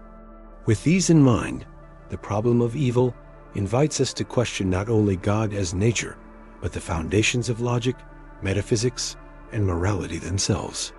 But what if all of this is a category mistake? What if the real challenge is in our assumptions about what God must be, rather than what God is? Our classical definitions come from human conceptual frameworks. Perhaps the divine transcends human logic in a way we cannot wrap our minds around. In a multiverse or mystical frame, God might allow evil not as a failure or indifference, but as an intrinsic part of creative freedom at all levels of reality, the shadow side of becoming. Or, to flip it again, maybe evil is the crucible through which good is forged, not imposed from outside, but flowing reciprocally. As perplexing as it is, the problem of evil teaches us humility about our knowledge, our ethics, and our place in the cosmos. It pushes us into philosophical labyrinths that strain the limits of reason, inviting moments of insight that feel both illuminating and unsettling. In the end, perhaps the problem of evil is less about finding definitive answers and more about engaging the deepest mysteries of existence, confronting suffering, freedom, and meaning not as abstract puzzles, but as lived realities. The preference paradox. Imagine a world where every decision you make is guided by your preferences, an inner compass pointing unwaveringly toward what you desire most. Sounds straightforward, doesn't it? You want chocolate ice cream, so you choose chocolate ice cream. You want to wake up early, so you set your alarm clock. But what if I told you that this seemingly simple mechanism, the very foundation of choice and desire, hides a vexing, mind-bending paradox? A paradox so subtle it can twist the logic of preference itself into a loop of contradictions. Welcome to the preference paradox. At first blush, preferences seem like the most natural thing in the world. They are the pillars of rational choice theory, the bedrock of economics, psychology, and even artificial intelligence. Yet, despite their apparent simplicity, preferences exhibit deep, intricate behaviors that defy our intuition. They can be cyclic, inconsistent, and sometimes even self-defeating. And herein lies the paradox. If preferences are supposed to help us pick what is best for us, why do they sometimes trap us in endless loops or force us into decisions that go against our own will? Let's peel back the layers, step by step, like a cosmic onion. The classical model of preferences assumes transitivity. If you prefer A over B and B over C, then necessarily you prefer A over C. Transitivity, this golden rule of rationality, allows for a coherent ranking of choices, so that you can define what is most preferred and logically pick the best option. But what if preferences aren't always transitive? Imagine this. You like tea more than coffee, and coffee more than soda. Logically, you should like tea more than soda. But suppose on some mornings, your mood flips your preference, making you prefer soda over tea. Suddenly, the neat hierarchy crumbles, and your preferences trace a circle like A is greater than B, B is greater than C, and C is greater than A. This cyclical preference pattern challenges the very notion of a stable choice. But such cycles aren't just whimsical anomalies. They emerge in real life, especially under complex emotional states, shifting desires, or when multiple criteria conflict. This phenomenon is integral to what we call the preference paradox. Here begins the first brain twister. If your preferences aren't transitive, how can you ever be said to have a best option? You might try to pick the best, but preferences point you back to a different choice in a loop. You want to pick A, but you find yourself pulled towards B, then C, and back to A, perpetually stuck. That's no minor hiccup. It's a fundamental stumbling block for decision theories grounded in rational consistency. Consider an example in politics. Suppose a voter's preferences over three candidates are cyclical. Prefers candidate A over B, B over C, but then C over A. How does this voter decide whom to vote for? No clear winner emerges because each choice is beaten by another when compared directly. This is no abstract problem. This mirrors real-world phenomena, where societal preferences become cyclical and collective decisions devolve into paradoxes. Enter Arrow's impossibility theorem, which formalizes this dilemma, proving that no voting system can simultaneously satisfy fairness, non-dictatorship, and transitive group preferences when aggregating individual preferences. The paradox seeps beyond individual minds into collective systems, demonstrating that preference-related contradictions are baked into the fabric of rational choice. But why do preferences become intransitive or cyclical in the first place? One contributing factor is the context sensitivity of human desires. Our wants are not static. They shift with mood, context, framing of options, and even subtle psychological influences. One moment you crave adventure. Next you seek comfort. One day you prefer freedom. Another, security. These shifting sands make any fixed, transitive, and consistent preference ranking an elusive ideal. Moreover, the preference paradox reveals itself starkly in the money pump scenario. Imagine someone with intransitive preferences who prefers A over B, B over C, and yet C over A. An unscrupulous gambler could exploit this by repeatedly exchanging goods and services in a circle selling the person, and then enticing them to trade A for B, B for C, and C back for, at a cost each time, gradually siphoning their wealth without offering any net gain. This thought experiment underscores that intransitive preferences impose practical vulnerabilities and logical incoherence. Yet, the paradox becomes even more unsettling when we consider self-referential preferences, preferences about our own preferences. We often desire what we want to want. We may prefer health over pleasure, or knowledge over ignorance.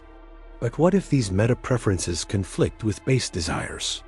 For instance, you might prefer going to the gym regularly, but your actual preference is lounging on the couch. This hierarchy of preferences can produce internal conflicts, where your higher-order preferences strive to override your lower-order ones, but fail in a tug-of-war that never settles.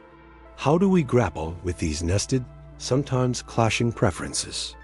Philosophers and cognitive scientists posit that higher-order preferences serve as a rational correction mechanism, allowing self-control and long-term goal alignment. Yet, if these meta-preferences themselves are susceptible to paradox, where does that leave free will or rational agency? It suggests a fractal complexity, preferences within preferences, potentially ad infinitum. Here's another twist. Preferences are often influenced by how options are presented, known in psychology as the framing effect. Identical choices framed differently produce different preferences. Given that our preferences are not stable, fixed entities waiting to be revealed, but fluid, contextual constructions. This elusiveness challenges the notion that there exists a true preference function inside each mind. Speaking of true preferences brings us to normative questions. Should we trust revealed preferences, what people actually choose? Or should we look to the reflective preferences, what they wish they would choose? This disconnect further complicates decision-making theories. Sometimes, what someone prefers in the heat of the moment conflicts with what, upon reflection, they judge best for themselves. Combining these insights, the preference paradox exposes a deep rift between descriptive and normative approaches to choice. Descriptively, preferences are messy, dynamic, and sometimes irrational, a product of brains, emotions, and environments. Normatively, rational choice demands consistency, transitivity, and stability to maximize utility or welfare. This tension is not merely academic. It manifests in everyday dilemmas, from personal resolutions to public policy. So, what are the strategies humans and systems use to navigate the preference paradox? One approach is to impose artificial or constructed order, adopting lexicographic preferences, or employing algorithms that reduce complex desires to scalar utility functions. But these simplifications often overlook nuances, sometimes leading to unsatisfactory or manipulative outcomes. Another tactic is to embrace bounded rationality, accept that preferences are heuristic, evolving and sometimes contradictory, but still useful guides for decision-making. Instead of pursuing perfect rationality, you settle for satisficing, choosing options good enough to meet current desires. This pragmatic acceptance acknowledges the preference paradox without demanding it vanish.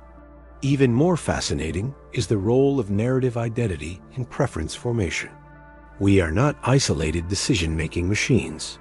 We construct stories about ourselves that integrate diverse and sometimes conflicting preferences into a coherent self-image. By interpreting our past choices, reflecting on future goals, and weaving preferences into meaningful narratives, we may transcend paradoxes through self-understanding and agency.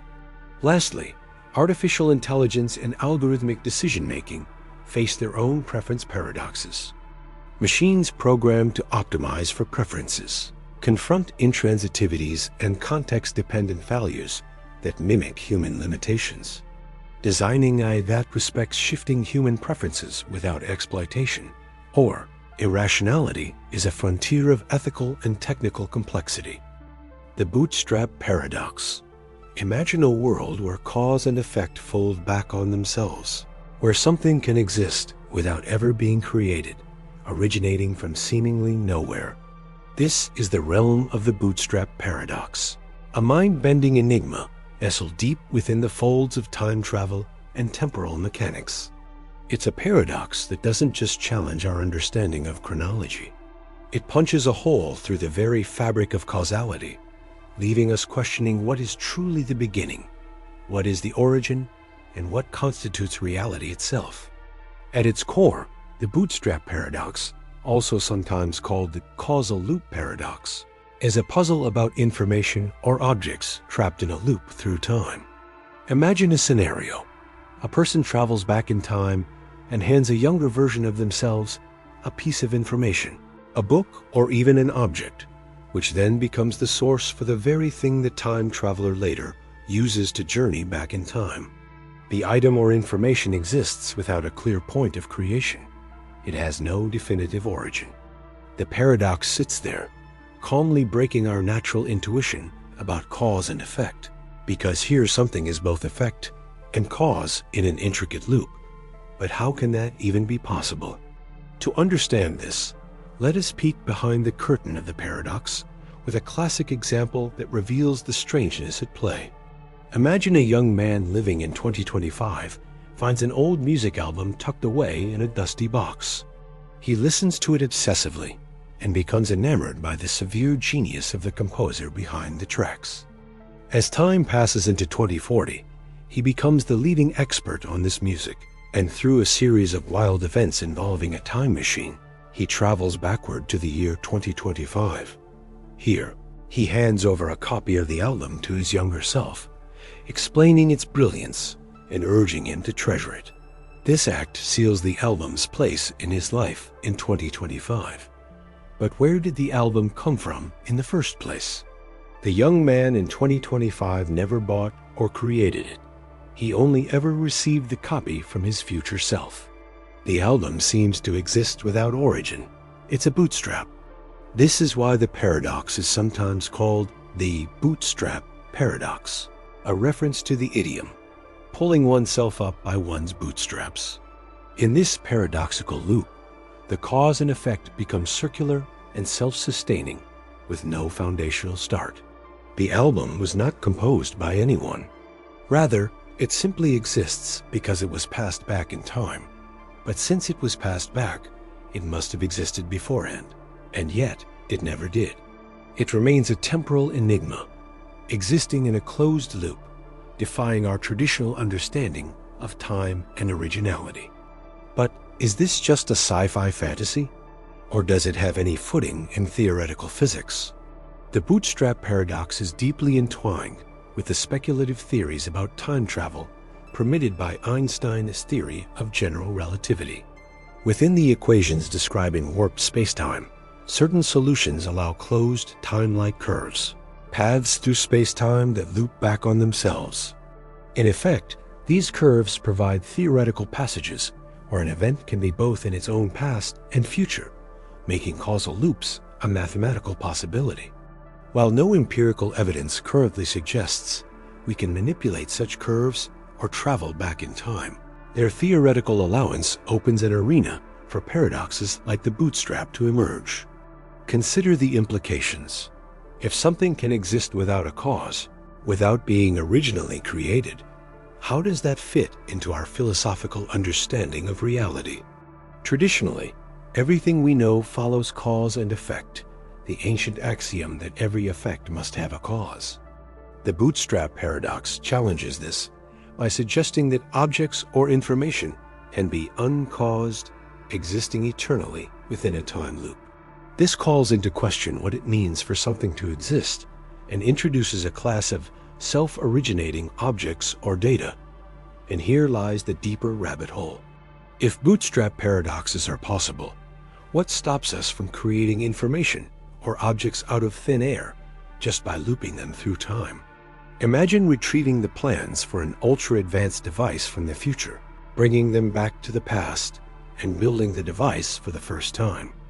This device, then, is the exact same one whose plans were brought back, never actually invented in an original act of creation, but rather flowing endlessly in a loop.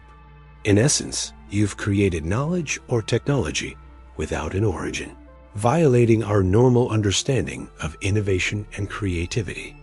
This idea connects closely to the concept of the ontological paradox, where knowledge or objects exist within a time loop without apparent origination. Ontology, the philosophical study of being and existence, takes a hit since the very existence of things becomes suspect when their genesis evaporates into a paradoxical loop. But the bootstrap paradox isn't just limited to amusingly impossible situations with albums or futuristic gadgets. Its consequences ripple through profound questions of free will, destiny, and the very nature of time itself. If you travel back in time and set off a causal loop, are you free to change anything? Or is your role predetermined by the loop? The bootstrap paradox seemingly locks events into a fixed, self-consistent loop. Nothing can be altered without breaking the loop's delicate balance, suggesting that time might be immutable, a strange kind of fatalism laid bare by the paradox. Interestingly, some interpretations of quantum mechanics and time also suggest resolutions or variations of this paradox. For instance, the many worlds interpretation proposes every quantum event spawns new parallel universes. Using this, one might speculate that time travel into the past creates alternative timelines, where paradoxes are avoided because the loop doesn't close on a single timeline. But here, the bootstrap paradox morphs.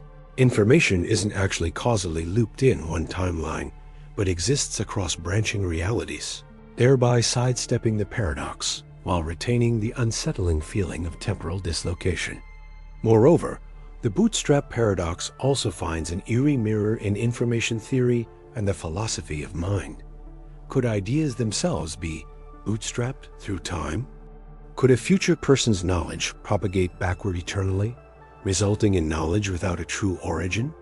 Some thinkers suggest that time loops could serve as informational immortality, a way for knowledge to persist infinitely, disconnected from timelines anchored by a clear starting point. Yet, even with these speculative ideas, the paradox presents a formidable obstacle to our logical toolkit. Our brains naturally think in linear cause and effect chains. We expect every chain to start somewhere. The bootstrap paradox forces us to rethink, to entertain sequences where beginnings are missing and endings feed back into beginnings in an eternal, dizzying loop. It's this profound cognitive dissonance that makes it so captivating and unsettling. Some have even used the bootstrap paradox as a thought experiment to probe the limits of our universe. If bootstrap loops are possible, could the universe itself be a vast, cosmic causal loop? Are the laws of physics, or certain particles, products of an unbroken loop that stretches infinitely backward and forward in time? While wildly speculative, these ideas entice physicists and philosophers alike, pushing the frontier of how we define temporality and existence. The bootstrap paradox stands in distinction from other famous time travel paradoxes, such as the grandfather paradox. The grandfather paradox involves a contradiction. If you go back in time and prevent your own grandfather from meeting your grandmother, you negate your own existence, creating a logical impossibility. The bootstrap paradox, in contrast, possesses no such outright contradiction. It's self-consistent within its loop. The paradox is its own explanation. The event causes itself, blurring the very meaning of cause. This lack of contradiction makes it a peculiar and fascinating puzzle because it could, at least in theory, exist without violating the laws of logic. Likewise, the bootstrap paradox's presence is heavily influenced by the physics concepts of determinism and consistency. In fact, the Novikov self-consistency principle, proposed in the 1980s, holds that time travel to the past, if possible, always results in self-consistent events. Loops like the bootstrap should be self-consistent and unchangeable. This principle is a theoretical way of softening the blow of paradoxes, preserving the logic of time by restricting changes that would cause contradictions. The bootstrap paradox neatly fits within this framework, presenting a self-sustaining causal loop with no contradictions, but still no defined origin. What does this mean for us if time travel ever became possible? It suggests that the past may be more stubborn than we imagine, resistant to change not because causality forbids it, but because the timeline forms self-consistent loops where events reinforce themselves. Time, then, becomes less of a river flowing forward and more like a knot, tightly wound and looped back on itself, alive with strange patterns we barely understand. The bootstrap paradox also invites deeper metaphysical questions. If an object, idea, or piece of information lacks an origin, can it be said to truly exist in the conventional sense? What does it mean to exist without ever being created? Does existence depend on creation, or can existence be eternal and cyclical? These questions echo the ancient philosophical debates on the nature of beginnings and infinity, now twisted into the fabric of modern physics. In fiction, the bootstrap paradox appears repeatedly, a beloved tool for storytelling that embodies the perplexities and allure of time travel.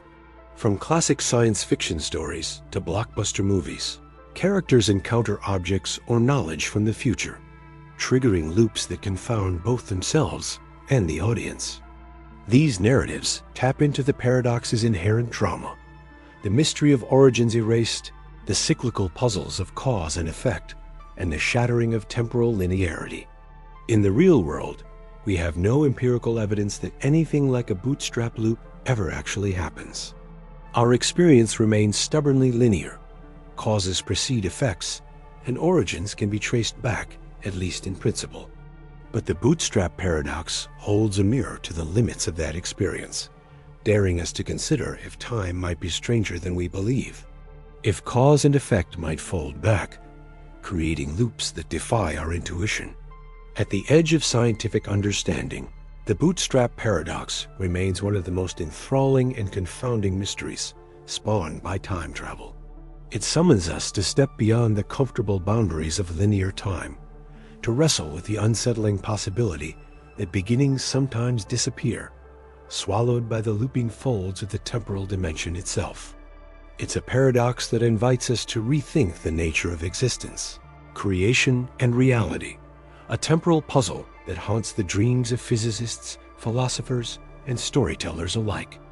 Putnam's meaning and reference puzzle opens a profound window into the labyrinth of language, thought, and reality, a puzzle so foundational and yet so counterintuitive that it continues to enthrall philosophers, linguists, and cognitive scientists alike.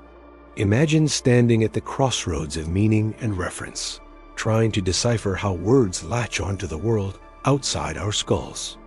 Hilary Putnam's insights throw a wrench into the simplistic idea that words are mere labels stuck onto objects, revealing instead a complex dance between our mental intentions and the external world's stubborn factuality. To grasp Putnam's puzzle, we must begin with two key concepts: meaning and reference. Meaning, traditionally, is considered the content or sense of a word, the mental concept it evokes. Reference is the actual object or set of objects the word corresponds to in the world. For instance, take the word water. Its meaning might be the clear, tasteless, thirst-quenching liquid we all recognize. Its reference, though, is the substance H2O that exists, whether or not anyone conceptualizes it as such. Putnam's puzzle hinges on this subtle but crucial distinction.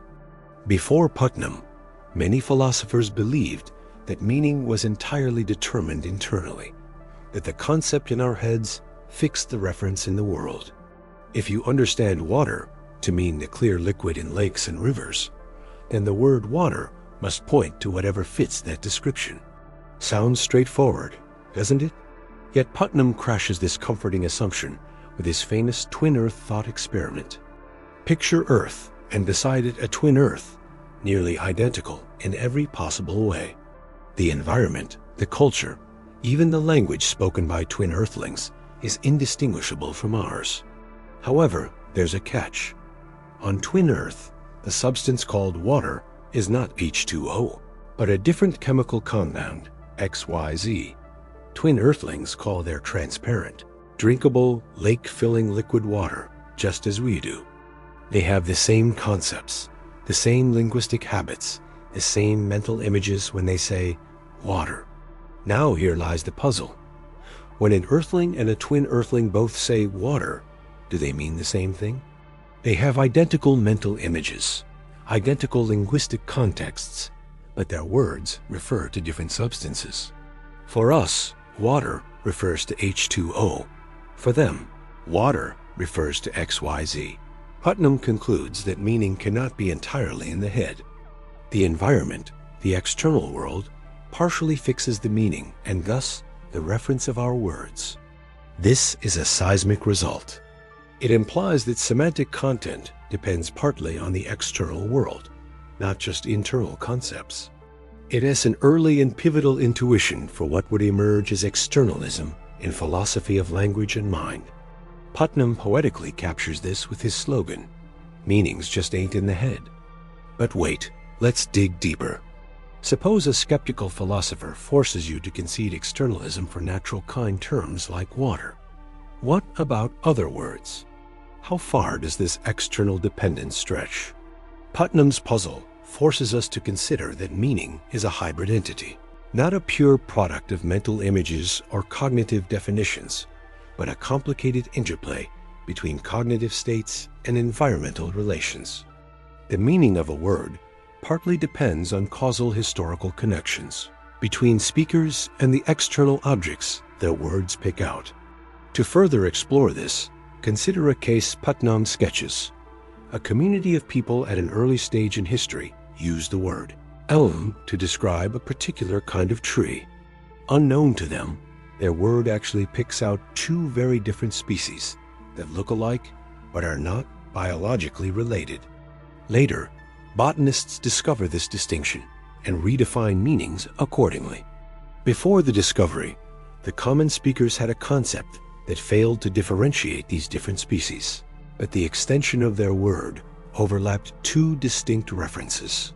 In this way, meaning is not fixed solely by speaker intention or mental contents, but requires looking at the external world and the history of a term's use. This is the heart of Putnam's semantic externalism. It reveals that language, although seemingly private and mental, always has its tether out in the objective world, sometimes in surprising ways.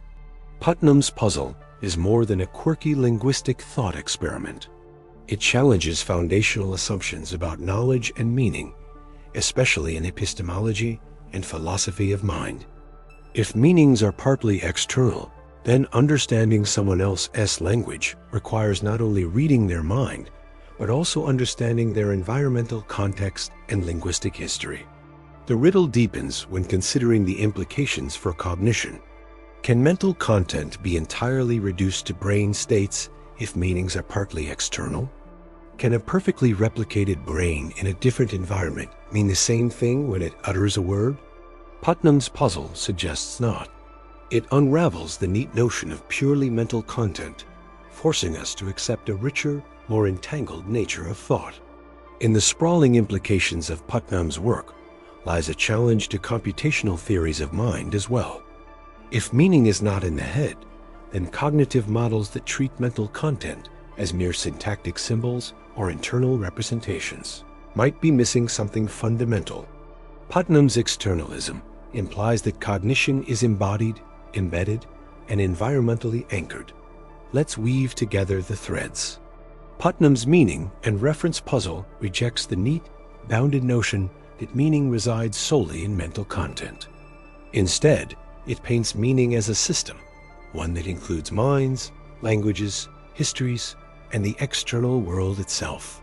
The meaning of a word is a bridge spanning from internal cognition over the chasm of environmental context to the stable facts of external reality. And now, consider a wild twist inspired by this perspective. If meanings depend on the external environment, then altering the environment could, in principle, shift meaning. Imagine a civilization where the chemical composition of water changes gradually from H2O to XYZ. Over time, would meanings shift with it? Or would mental contents lag behind, creating a semantic mismatch? Putnam's puzzle opens doors to these speculative metaphysical puzzles. Furthermore, it begs us to reflect on the nature of communication. When two people talk, are they merely exchanging mental images? Or are they also dynamically negotiating a shared embedding in the world? The externalist view demands that successful understanding incorporates not just mental decoding, but also alignment with shared external references. To sum up, Putnam's meaning and reference puzzle is a mind-bender. It challenges the assumption that what we mean is contained purely in our heads. Instead, meanings reach outward and cling to the world, to history, and to social practice. It destroys the static view of semantics and invites us into a dynamic, interconnected conception of language and thought. The Sorcerer's Apprentice Syndrome. Imagine a world where a novice magician attempts a simple spell to enchant a broom to carry out his chores. At first, the broom obeys, fetching water and tidying the workshop at an incredible pace. But soon, the broom works unchecked, filling the room with water, ignoring commands, spiraling beyond control. This is the essence of what we call the Sorcerer's Apprentice Syndrome. But beneath the surface, it's not just a whimsical tale of magic gone awry. It's a profound metaphor for technology, artificial intelligence, and our relationship with the unintended consequences of automation. The Sorcerer's Apprentice Syndrome, at its core, describes the phenomenon where a seemingly small initial action, an attempt to automate or delegate a task, unleashes a cascading series of events that rapidly become unmanageable. It is the archetype of control lost, the point where the apprentice's hope for convenience becomes a nightmare of chaos. It's a paradigm of misaligned intent, where the tool, program, or system continues relentlessly, far beyond its intended scope. Why does this happen? To understand, we first need to interrogate the nature of control and automation. Control implies intentionality, feedback, and boundaries. You want the broom to fetch water, so you command it thus. But the broom doesn't know when to stop. It lacks judgment. Automation, when applied without comprehensive constraints or understanding, ignores context. It executes mechanical instructions with machine precision, but zero wisdom. This dissonance between intention and action is the kernel from which the Sorcerer's Apprentice Syndrome grows. Now, consider this syndrome through the lens of artificial intelligence and machine learning. We build intelligent systems, algorithms meant to simplify reality, assist in decision-making, or optimize processes. We imbue them with vast amounts of data, trust them to extrapolate insights, and act on complex instructions. But what happens when their objective functions, their metrics for success, misinterpret human nuance? The AI keeps fetching water, but it might flood the system, metaphorically sweeping away valuable nuances, ethical considerations, or human input. This is not just hypothetical. Numerous real-world examples echo this syndrome. Algorithmic trading bots designed to maximize profits have triggered flash crashes, wiping billions in seconds. Social media algorithms designed to increase engagement sometimes propagate misinformation and polarization. Autonomous systems in manufacturing sometimes escalate minor malfunctions into catastrophic failures, all because their operational parameters failed to account for edge cases or nuanced feedback. The Sorcerer's Apprentice Syndrome exposes a fundamental tension, the gap between rigid formalism and dynamic reality. Automated systems do not innately understand context. They operate under the assumption that the parameters set by programmers are sufficient and complete. Yet, reality is fluid, chaotic, and often paradoxical. The apprentice's magic spell is a set of formal rules, devoid of holistic comprehension. The broom's ceaseless fetching is blind obedience, lacking wisdom. Breaking down this syndrome requires embracing complexity and uncertainty, rather than trying to reduce systems to linear equations or prescriptive algorithms. It demands humility, a recognition that our models are, at best, approximations, and that the systems we create are embedded within larger, unpredictable environments. It means designing with feedback loops, fail-safes, and human-in-the-loop systems that can intervene before the broom floods the workshop. Moreover, there's a deeper philosophical layer here. The apprentice's predicament is a mirror to humanity's hubris, the belief that we can summon and command complex forces without fully grasping their nature. It's reminiscent of Promethean myths, stealing fire from the gods and suffering unforeseen consequences. Technology, in this analogy, is a double-edged sword. It enhances but also endangers, demands mastery, but threatens subjugation. Let's extend this metaphor into the growing field of autonomous technologies, self-driving cars, robotic process automation, even smart cities. The temptation to automate is irresistible. Efficiency gains promise resource optimization, error reduction, and new possibilities. But without carefully embedded values and a nuanced understanding of system boundaries, autonomy risks succumbing to the sorcerer's apprentice syndrome. Self-driving cars might navigate streets seamlessly, but can falter under rare, ambiguous conditions.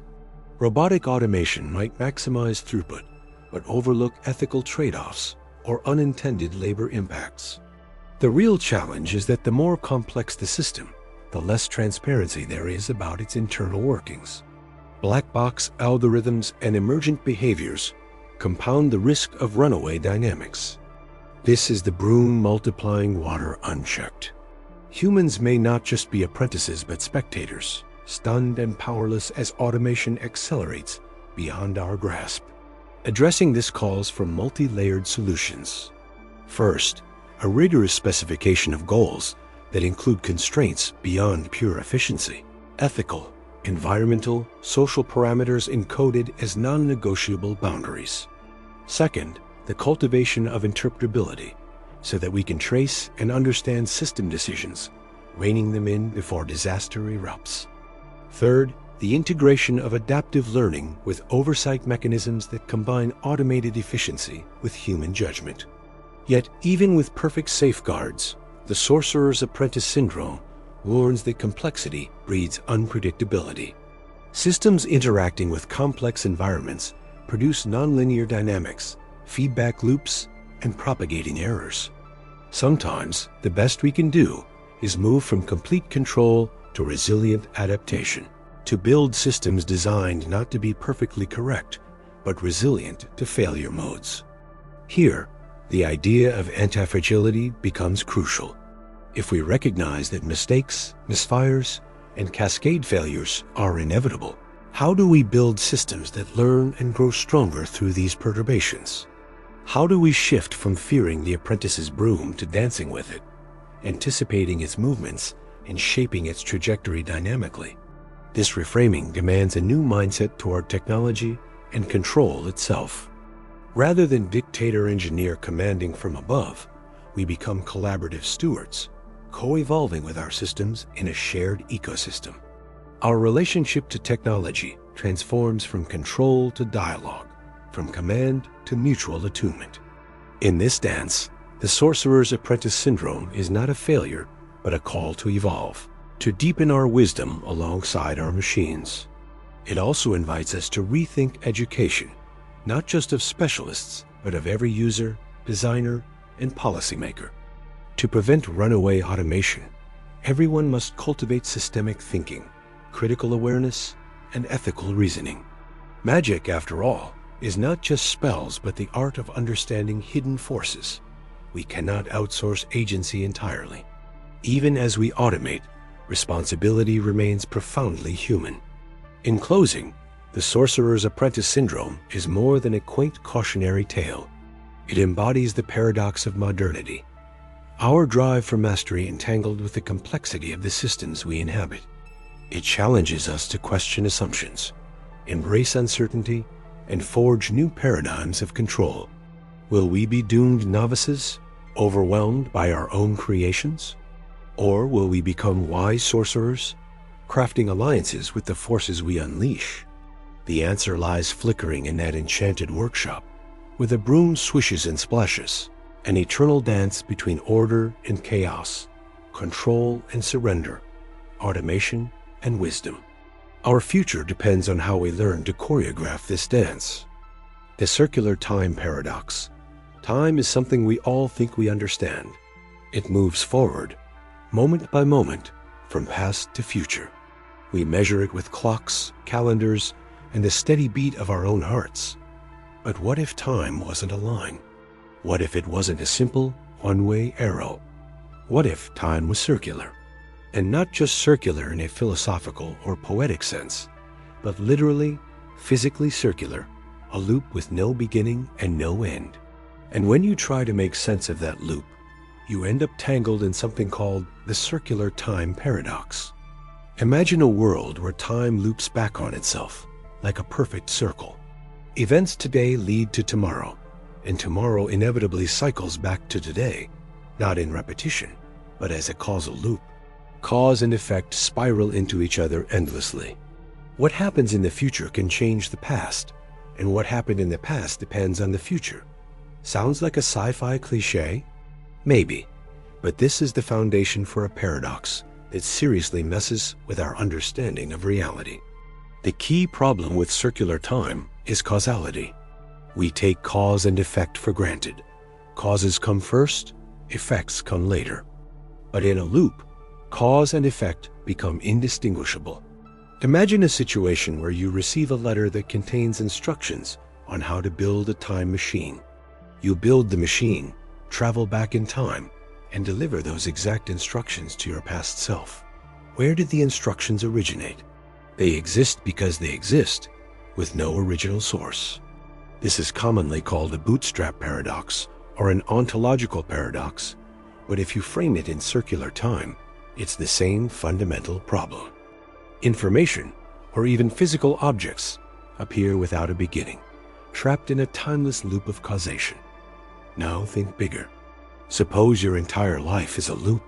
Every decision you make, every conversation, every breath is fated to repeat endlessly. But if everything repeats perfectly, how is free will possible? If the future feeds back into the past, your choices are predetermined by ... You become your own cause in an infinite regress. Paradoxically, your existence depends on itself. No external origin, no initial spark, just recursive self-causation. You might ask, can this be solved by quantum mechanics? After all, quantum physics embraces uncertainty and non-linearity. Maybe a probabilistic dance of particles could break the circle, or blur the timeline enough to avoid rigid determinism. But most interpretations of quantum theory still assume a linear time framework. Even in the many worlds interpretation, where each quantum event branches timelines, the branches themselves are thought of as progressing forward. Circular time challenges that entire framework. One way to picture circular time is the analogy of a DVD. A disc plays a sequence of images, and when it reaches the end, it loops back to the beginning, seamless and eternal. Now, if your life were a DVD on an endless loop, would you ever be able to change the final scene? No, because the ending is the beginning. But what if, somehow, you could edit the disc mid-play? Would the loop reconfigure itself? This thought spirals quickly into the heart of the paradox. The circular time paradox forces us to rethink the notion of temporal origin. If time has no start, then cause and effect as traditional concepts cease to function. It suggests a universe where events are mutually dependent in a closed loop with no hierarchy. But without hierarchy, without linear order, can we even talk about earlier or later? Or does time become something fundamentally different, an eternal now, folding into itself infinitely? Philosophers have tussled with this concept for centuries. The Stoics imagine time as a cycle in which the universe is destroyed and reborn eternally. Hindu cosmology describes time as cyclical yugas, spinning infinitely in cosmic dance. But these are metaphysical ideas, not logical paradoxes. The paradox arises when you try to apply formal logic and cause-effect reasoning to a genuinely circular timeline. Here's a brainbender. If time loops perfectly, then every event in the future is predetermined by what has already happened in the past. But those past events depend, in turn, on future events that haven't occurred yet in linear terms. This forces us to question our everyday intuition. Time as a flat circle challenges the very way we think about how the universe operates. What about memory? If you relive the same loop again and again, do you remember? If yes, then the loop breaks because experience changes. But if no, you're trapped in eternal recurrence, with no knowledge of past iterations, doomed to repeat forever. This raises questions about consciousness and identity bound to circular time. Physics offers some hints. Consider closed time-like curves, solutions in general relativity, where time loops back on itself within a warped space-time geometry. In such models, causality breaks down, allowing time travel to the past. Yet, physicists are wary. They suspect nature prevents paradoxical situations through constraints like the Novikov self-consistency principle, forbidding any actions that would create inconsistencies. But the circular time paradox probes deeper. It's not just about travel mistakes, where you kill your own grandfather. It's about the nature of information and existence without origin, infinite feedback loops of cause and effect. How does information begin if every piece is derived from future and past in equal measure? Let's consider a simple paradoxical loop. A scientist receives blueprints for a time machine from their future self and builds the machine based on that. At first glance, it sounds plausible. But where did the blueprint originate? The whole sequence has no initial creator, no external input. It exists only because it loops. This raises the question of whether creation can exist without a true beginning, or if circular causality violates the concept of creation altogether. In some interpretations, such loops are stable and self-consistent. The time traveler cannot change the past because their actions are already part of the timeline. This avoids paradoxes, but at the cost of free will and spontaneity. The future is fixed, looped into the past, deterministic and closed. So, the paradox may not be a logical contradiction, but a challenge to our understanding of free will and the origin of information and existence. Circular time implies the universe may be a self-contained, self-originating system, an infinite feedback loop of cause and effect with no external root. But does such a universe make sense? Can physics describe such self-originating loops without contradiction? Or are we forced to abandon the idea of circular time in favor of linear causality, even if it's an incomplete picture? If time is indeed circular, it means our perception of progress, change, and novelty is an illusion. Everything that happens, has happened, and will happen is simply the same events replaying endlessly. This idea resonates eerily with Nietzsche's concept of eternal recurrence, the idea that life repeats infinitely, every joy and every pain recurring again. But now layer on top of that the paradox of information without origin, where the cause and effect of every event rely on each other, yet no initial cause exists. This is not just a philosophical concept, but a logical conundrum. The foundation of cause-effect is shaky. Some suggest that in a circular time model, truth and facts become tautological. Information simply exists as loops of reference with no grounding outside the loop. It's similar to a dictionary, where every word is defined only in terms of other words, but no grounding concept exists. Without a foundational event or cause, how does meaning persist? One potential solution is to rethink causality entirely. Instead of cause-effect as a linear chain, perhaps we should think in terms of networks, where events are nodes influenced by many others across the loop simultaneously. Temporal order becomes secondary to relational order in a holistic system. In quantum gravity theories, like loop quantum gravity, time itself may emerge from more fundamental timeless structures. Circular time paradoxes hint that time may not be a fundamental dimension, but an emergent phenomenon arising from deeper entangled states of the universe. Could consciousness navigate such circular time? Does awareness experience time linearly by necessity, because only that way can cause and effect be understood? Or is circular time something that exists outside our subjective experience? A hidden property of the universe, akin to an infinite Mobius strip, endlessly twisting back on itself?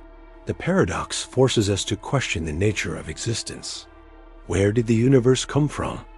If it's self-originating in a circular time loop, what sparked the loop? Or is the loop uncaused, fundamentally exempt from cause and effect itself. This challenges the principle of sufficient reason, a bedrock of logical thought. What about personal identity across cycles? If your life repeats indefinitely, are you the same person each time? Does identity require linear time, a unique trajectory? Or is identity a pattern played out on the loop, transient and recurrent, yet singular? Here's a riddle. If memory resets each loop perfectly, none the wiser to past cycles, are you any different? Or is the you that experiences now indistinguishable from you 1,000 cycles from now? This questions the nature of self and continuity when time loops infinitely. In a circular time universe, the notion of progress collapses. History repeats, evolution loops, beginnings become endings, and endings beginnings. This cyclical nature contradicts the common intuition that things inevitably decay, move forward, or evolve irreversibly. Could the laws of thermodynamics be compatible with circular time? Entropy increases with time in our experience, leading to disorder. If time loops, does entropy reset, creating a cyclical arrow of time? Or does the loop preserve entropy at a steady level, making change an illusion? Some speculative cosmologies propose cyclic universes which expand and contract eternally. Yet, these vary from pure circular time loops. They usually imply a reset or rebirth phase and preserve linear causal structure locally. The more you explore circular time, the more you encounter paradoxes of existence, causality, and information. It forces you to confront the limits of logic and experience itself. What if your answers to when, how, and why anything exists are simply part of an eternal loop, self-referential and self-sustaining, yet ultimately unknowable from within? The simulation hypothesis. Imagine waking up one day, feeling the rain on your skin, hearing the chatter of a bustling city, tasting the bitterness of your morning coffee. Everything feels vivid, real, undeniably tangible. But what if all of this, your existence, your memories, even your feelings, were nothing more than lines of code, illusions rendered by an unimaginably advanced computer? Welcome to the simulation hypothesis, a mind-bending proposition that challenges the very nature of reality itself. At its core, the simulation hypothesis suggests that our entire universe is an artificial simulation created by a civilization far more advanced than our own. It is not just a sci-fi trope, but a serious philosophical and scientific proposition debated by some of the brightest minds. Nick Bostrom, a philosopher at the University of Oxford, formalized this idea in 2003, proposing that one of three possibilities must be true. First, almost all human civilizations go extinct before developing the technological capacity to run such simulations. Second, if they do reach this technological stage, they aren't interested in running ancestor simulations. Or third, we are almost certainly living inside one of these simulations. This opens a gateway into an ocean of dizzying questions. If we are indeed simulations, who or what created our reality?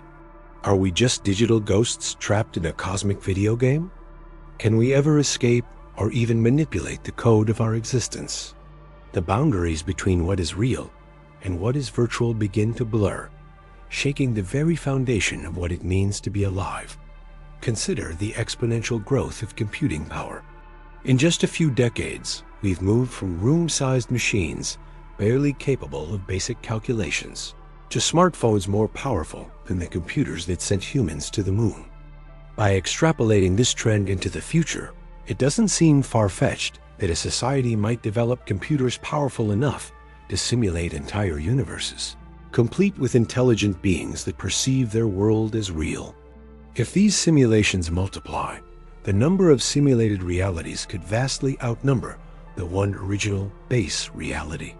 Now here's where things get existentially unsettling.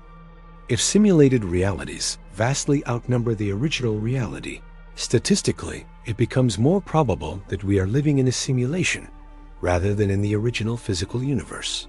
This statistical inevitability pushes us into a corner.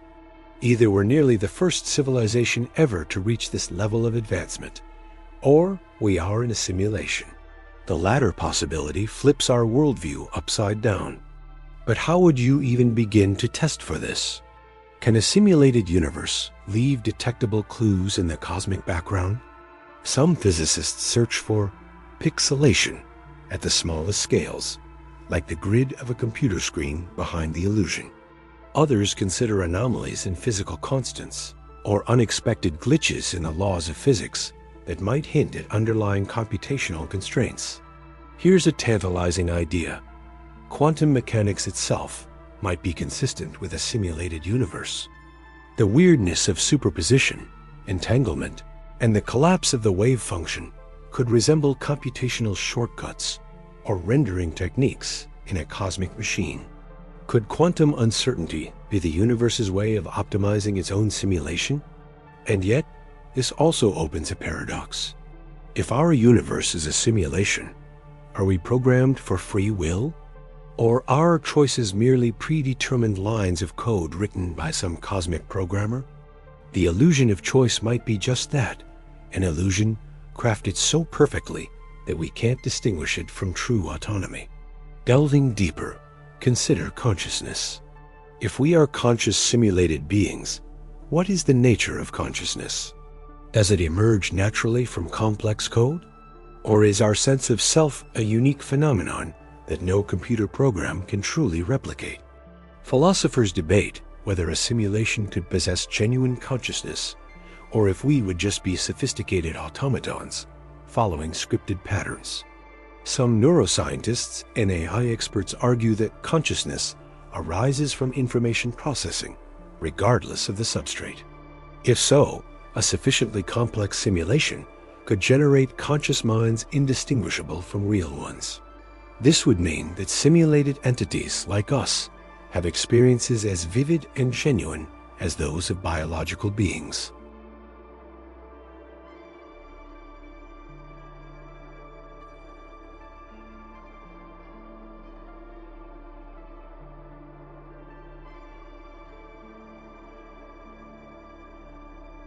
Would they tweak the parameters of our reality? Or perhaps the simulation runs unfettered, an experiment, an art project, entertainment, or a form of ancestral study. The possibilities are as endless as the virtual cosmos itself. Then there's the idea of recursive simulations, a simulation within a simulation, like nested Russian dolls. If our simulators themselves run their own simulations, how deep does this nesting go? Could we ever reach the original reality if such a thing exists? The infinite regress threatens to make all answers futile. Some thinkers propose methods for hacking the simulation, finding glitches, exploiting computational loopholes, or even creating Easter eggs embedded in the code. Could technologies like virtual reality evolve to points where we can identify the signature of our own artificial origins? Could consciousness itself be a virus that breaks free from its digital cage? On the flip side, some critics argue this entire train of thought leads nowhere but confusion. They claim the simulation hypothesis is unfalsifiable, a modern myth replacing theology with computers. If it is impossible to confirm or deny, should we spend mental energy pondering it, or just focus on the tangible universe in front of us? Yet even this skepticism forces us to confront humbling questions about knowledge, belief, and the limits of scientific inquiry. From a purely practical standpoint, living as if we are in a simulation changes nothing on the surface. The sun still rises, gravity still pulls, and our emotions still run deep. But beneath these everyday certainties lies a dizzying possibility. Perhaps everything is code, and we are lines of it, dancing in an eternal cosmic algorithm. That leads us to one final paradoxical puzzle. If the simulation hypothesis is true, why was it created? For what purpose? Entertainment? Research? Preservation? Or maybe it is a cosmic seed planted by future descendants, hoping to understand their own origins through the echoes of simulated pasts. In this scenario, our reality might be a history lesson, a virtual museum of consciousness. And if that's true, maybe the ultimate goal isn't to escape the simulation, but to understand it, to awaken to the hidden code beneath the surface, become self-aware, not just as individuals, but as parts of a grand synthetic tapestry woven by minds far beyond our comprehension. So as you listen to this, as your thoughts twist and turn like the labyrinthine strands of the simulation hypothesis, ask yourself, are you a player in a cosmic game, a line of exquisite code, or something else entirely?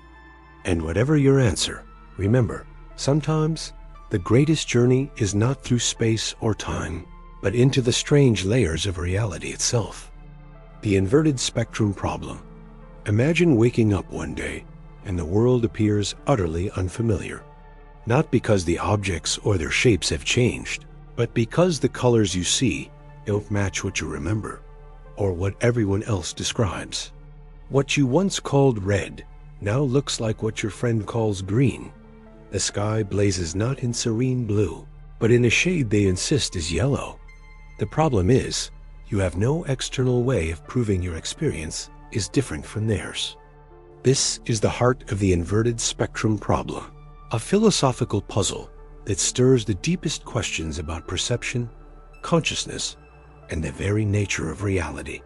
The inverted spectrum problem asks, could two people see colors differently? Say, my experience of red is your experience of green, yet both call the colors by the same names and behave identically. Could my qualitative experience, what it's like to see a certain color, be systematically shifted, inverted, or otherwise altered without anyone ever knowing? This deceptively simple question unravels the mystery of subjective experience and challenges the assumption that our mental states correspond neatly to objective reality. At first glance, the problem might seem trivial or purely hypothetical. After all, how could two people's experience of color be so radically different without anyone noticing? But when you dig deeper, the inverted spectrum shakes the foundations of how we understand others' minds. It raises a fundamental epistemic gap. While we can share behavior, language, and even measure brain responses to stimuli, the actual inner experience, the qualia, might remain inaccessible and unknowable. Philosophers frame the problem with a thought experiment. Imagine two individuals raised in parallel worlds, identical in every respect except for their color experiences. When shown a ripe tomato, one sees the familiar red color and utters red. The other's experience corresponds to what you would call green, but they also say red because that's the label they learned. They've learned the same color terms from birth and respond appropriately, avoiding red traffic lights, choosing ripe fruits, describing sunsets, all perfectly consistent. Behaviorally indistinguishable, yet their internal color experience is flipped. This leads us to consider, what does it mean to say someone really experiences a color? Is color purely a physical external property, like the wavelength of light reflecting off an object? Or is it a subjective, qualitative experience, irreducible to mere physical data? Neuroscience tells us that color perception arises from specific patterns of neural firing in the visual cortex. Yet it cannot yet explain why these neural patterns are accompanied by particular qualia. The inverted spectrum problem underscores this explanatory gap. Now, imagine the inverted spectrum on a grander scale. Suppose a population exists entirely with inverted color experiences, yet indistinguishable behavior. How could we detect this difference? Would it matter for communication, interaction, or technology? Probably not. This hints at the idea that qualia are private and inaccessible, locked behind the impenetrable wall of first-person experience. We can point to red wavelengths, measure brain activity, and discuss color categorization, but the redness itself might forever evade objective confirmation. Is the inverted spectrum problem purely philosophical fluff, or does it have real-world implications for how we understand consciousness? Consider other sensory modalities or mental states. Could pain feel differently for different people, but everyone identifies and responds to it similarly. How confident are we that our subjective experiences match others? If this uncertainty extends beyond color, into emotions, sensations, thoughts, the inverted spectrum becomes a metaphor for the broader problem of accessing others' minds. Some philosophers argue that the inverted spectrum is impossible because it would require a disconnect between physical brain states and subjective experience that is inconsistent with neuroscience. If the pattern of neural activity associated with red must produce the same qualitative experience, then inversion cannot occur. But this presumes a one-to-one mapping between brain states and qualia, an assumption that remains unproven. The inverted spectrum problem nudges us to confront whether qualia are fully reducible to physical phenomena, or whether there is something inherently mysterious. Others point out that language and behavior might conceal differences in experience. Suppose you grew up with an inverted spectrum, but over time adapted your descriptions and associations to fit your experience. Your brain would learn to use color words according to societal norms, even if your qualia were different. This adaptability of language complicates any attempt to externally verify or falsify inverted experiences.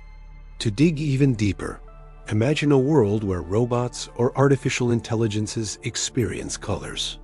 Without subjective consciousness, they process wavelengths and classify colors, but do not feel them. Here, the inverted spectrum problem morphs into a question about the nature of consciousness itself. What does it mean for a system to have a qualitative experience? Could a robot's color processing ever be inverted in the same way as a human's qualia? Is qualia a feature strictly tied to biological brains? Neuroscientific research offers tantalizing clues, but no decisive answers. We know of color blindness, where neural processing of color is disrupted, leading to altered perception. But even single differences in sensory processing rarely map onto wholesale inversion. The inverted spectrum remains a logical possibility rather than an observed phenomenon. Yet, the very fact that it cannot be disproved keeps the philosophical debate alive. Consider the implications for empathy and understanding. If we cannot fully access others' subjective experiences, how do we bridge the gap? Is language sufficient, or do we rely on shared behavioral cues? Does the impossibility of fully sharing qualia imply a fundamental solipsism that we are forever trapped within our own mental worlds? Or is there hope for intersubjective understanding, perhaps through neural technologies or future cognitive sciences? Here, the inverted spectrum problem acts as a mirror, reflecting our cognitive limits. We are embodied beings with sensory organs, brains, and languages that filter and mediate experience. Yet the raw data of consciousness, the blaze of color, the sting of pain, the warmth of love, resists any smooth translation into objective terms. It's as if consciousness runs on a secret code, one accessible only from the inside. In a way, the inverted spectrum problem is a challenge to the very idea of objective reality. If subjective experience can differ radically while leaving objective measurements unchanged, what then is the fabric of reality? Are colors out there, independent of perceivers, or are they co-created in the interaction between brain and world? This question bleeds into debates between realism and idealism, between physicalism and dualism. The problem also invites us to question the limits of scientific explanation. Science excels at predicting and manipulating phenomena visible from a third-person perspective, but qualia stubbornly resists such analysis. The inverted spectrum presses us to wonder whether there are fundamental aspects of reality that lie forever beyond empirical grasp, or whether future theories might one day bridge the explanatory gap. For the skeptical listener, the inverted spectrum may sound like a linguistic or semantic trick, a bothersome puzzle with little practical consequence. However, it's more than a quirky thought experiment. It touches the core of philosophy of mind, cognitive science, and even ethics. How do we respect experiences we cannot fully access? How do we create inclusive communities, knowing that subjective realities differ? How do we design artificial systems that might one day share or simulate consciousness? Imagine then a future where neural technology allows us to link brains directly, where you can download another's perceptual experience. Would that make the inverted spectrum intelligible or dispel it altogether? Could we create shared qualia, collapsing the boundaries between self and other? If so, the inverted spectrum might move from philosophical speculation to practical challenge, shaping the future of empathy and communication. Ultimately, the inverted spectrum problem refuses to be neatly resolved. It remains a puzzle that dares us to reconsider what it means to perceive, to know, and to be. It illuminates the mysterious gap between the external world and the internal theater of mind, a gap that might be the key to unlocking the secrets of consciousness or the final frontier of human understanding. The Sleeping Beauty problem. Imagine you volunteer for an unusual experiment. On Sunday evening, a group of scientists tells you exactly what will happen, but with a twist. They'll put you to sleep and awaken you at certain moments, but here's the catch. When you wake up, you won't know which day it is, or even if it's the first or second awakening. You won't have any memory of the previous awakening if there was one. And critically, you'll all have to assign a probability to a particular event as if you woke up for the very first time. This, my friends, is the Sleeping Beauty problem, an infamous puzzle at the intersection of probability, philosophy, and consciousness. It's a brain bender that has sparked endless debate among philosophers, mathematicians, and cognitive scientists.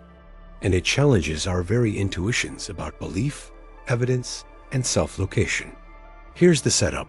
On Sunday, Sleeping Beauty is put to sleep. A fair coin is tossed once. If it lands heads, she'll be awakened only once, on Monday, and then put back to sleep without memory of the awakening until the experiment ends on Wednesday. If it lands tails, she'll be awakened twice, once on Monday and once on Tuesday. After each awakening, she's given a drug that erases any memory of it happening. Then on Wednesday, the experiment ends. Every time she wakes up during the experiment, she doesn't know what day it is or whether she's woken up before. Now, here comes the heart of the problem. When Sleeping Beauty wakes up without any information other than the fact that she woke up, what probability should she assign to the coin having landed heads? Sound simple? Think again. At first glance, one might say the coin toss was fair. There's no new evidence. So probability of heads is 1/2. Classic Bayesian reasoning. This viewpoint is often called the Haffer position. After all, nothing has changed to make heads more or less likely. It landed before the experiment, and the coin is unbiased. No new data contradicts that. But the situation isn't that straightforward. Every time Sleeping Beauty wakes up, she is told nothing new. But waking itself is evidence in the tails scenario because it occurs twice. If tails lands, she will be awakened twice, creating 2 self-locations in time that are indistinguishable to her. If heads, only 1 awakening. So there are twice as many possible awakenings under tails as there are under heads. This leads to the opposition called the thirder position, which argues, since tails leads to twice as many awakenings upon waking, you should assign a probability of 1/3 to heads and 2/3 to tails. Why? Because from her subjective perspective, the ratio of awakenings is 1:2, favoring tails. But wait, can awakening itself be treated like evidence that updates beliefs? Isn't the coin toss fixed? Isn't the evidence she gains upon awakening just the fact that she's awake, which is guaranteed for both heads and tails scenarios, albeit once or twice? If you accept that awakening is an event that can provide evidence, the thirder argument holds sway. Each awakening is like a draw from the set of all possible awakenings. Since twice as many are associated with tails, the probability shifts accordingly. Yet the Haffer camp pushes back, saying this interpretation confuses the distinction between the physical world's probabilities and beauty as subjective perspective. They argue that since the coin toss itself is fair, and no new information about the coin toss is revealed, just some sleep-wake cycles, the probability remains 1/2. This debate boils down to subtle concepts about self-locating belief and the nature of subjective probability. Let's explore these two perspectives more deeply. Imagine your sleeping beauty, opening your eyes during the experiment. In the heifer view, your probability for heads is 1/2 simply because the coin toss is fair and the evidence you hold. Your awakening adds nothing new about the outcome. You have no new clues to update your belief. In the thirder view, however, your probability is 1/3 for heads and 2/3 for tails. Because if you consider your awakening as picking randomly from all possible awakenings, those associated with tails are twice as frequent. How can both these intuitions seem plausible? The secret lies in how we interpret the question and what it means to update beliefs based on self-locating uncertainty. Another way to think about it is through an analogy. Suppose there's a box with 3 balls, 1 red and 2 blue. You close your eyes, reach in, and pick a ball at random. The chance of picking red is 1/3. But if someone tells you the red ball is fair, your initial belief that red is equally likely as blue remains 1/2. The question is, which probability is relevant depends on how you model the problem. Returning to the Sleeping Beauty problem, the question becomes, what probability should she assign to the proposition the coin landed heads upon awakening, given no memory of past awakenings and no information about what day it is? In essence, this is a problem about self-locating belief, also known as indexical information. The question isn't just about facts outside her, but also about where, when, or who she is within the framework of the experiment. Let's break down what's really going on. First, the coin toss outcome is a global fact. It is true or false in the whole world. Heads or tails, one or the other. Second, Beauty's awakening is a local fact. It happens at specific times under specific conditions. When she wakes, she doesn't know whether it's the singular awakening that corresponds to heads or one of the 2 awakenings that correspond to tails. Put differently, her current indexical information is incomplete. The core of the controversy is how to update beliefs in these self-locating cases. Philosophers debate this under the banner of anthropic reasoning, which asks, how do you update probabilities when you only have information about your own existence or position? One compelling argument for the third position comes from looking at betting odds. Suppose you're offered a bet right after waking on whether the coin landed heads. You pay $1 to play. If heads, you get $2 if you guess heads. If tails, you get nothing. If you assign heads probability 1/2, your expected value is 0.5 * $2 equals $1. A fair bet. But wait, if there's twice as many awakenings corresponding to tails, you might be awakened twice. And offered the same bet twice, paying $2 total, but only winning $2 once if heads. Your expected payout is thus not balanced if you keep your probability at 1/2. If you use the 1/3 heads probability, then your expected value balances more neatly. This betting angle tends to support the third position. Yet the heifer side points out that the experiment's design biases the number of awakenings, but not the fact about the coin toss itself. They argue that betting scenarios conflate counting awakenings with actual evidence about the coin. Still, the question persists. Does awakening itself provide Bayesian evidence? Some argue awakening is certain regardless of outcome, so it's no evidence. Others say the fact that you woke at a specific moment without memory changes your likelihoods. It all depends on defining what evidence truly is in this setting. Even more intriguing is the implication of this problem for broader philosophy. The Sleeping Beauty problem touches on consciousness and memory, as beauty loses track of past experiences, questioning how we ground beliefs when our memory and identity are fragmented. It also connects to debates on how to assign probabilities in self-locating situations, like the famous doomsday argument and anthropic reasoning in cosmology. Could this be a clue how to properly think about probabilities in multiverse theories? Or about how conscious agents reason under uncertainty about their own place in time and space? And let's not forget, the problem has spawned an entire field of research, grappling with how to reconcile subjective experience with objective facts. To really challenge our minds, what if there are infinite copies of you across space-time? How do you assign probabilities to being a particular copy? Sleeping Beauty forces us to confront such radical questions. In the end, the Sleeping Beauty problem is more than a mere puzzle about coin tosses and awakenings. It's an invitation to rethink what it means to update beliefs, how to handle uncertainty, and how consciousness feeds into probability. It breaks open the seemingly simple Bayesian formula and drenches it in the mysteries of time, memory, identity, and self-location. So, what's the answer? The honest truth. The debate is ongoing. Both the Haffer and Thurder positions have compelling arguments. Both reveal subtle inconsistencies in our intuitions about probability. But beyond choosing sides, the value lies in probing the assumptions underpinning our reasoning.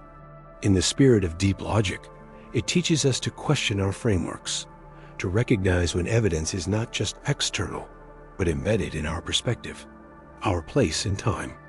And as we do so, we might come to better understand not just the Sleeping Beauty problem, but the nature of knowledge itself. The lottery paradox.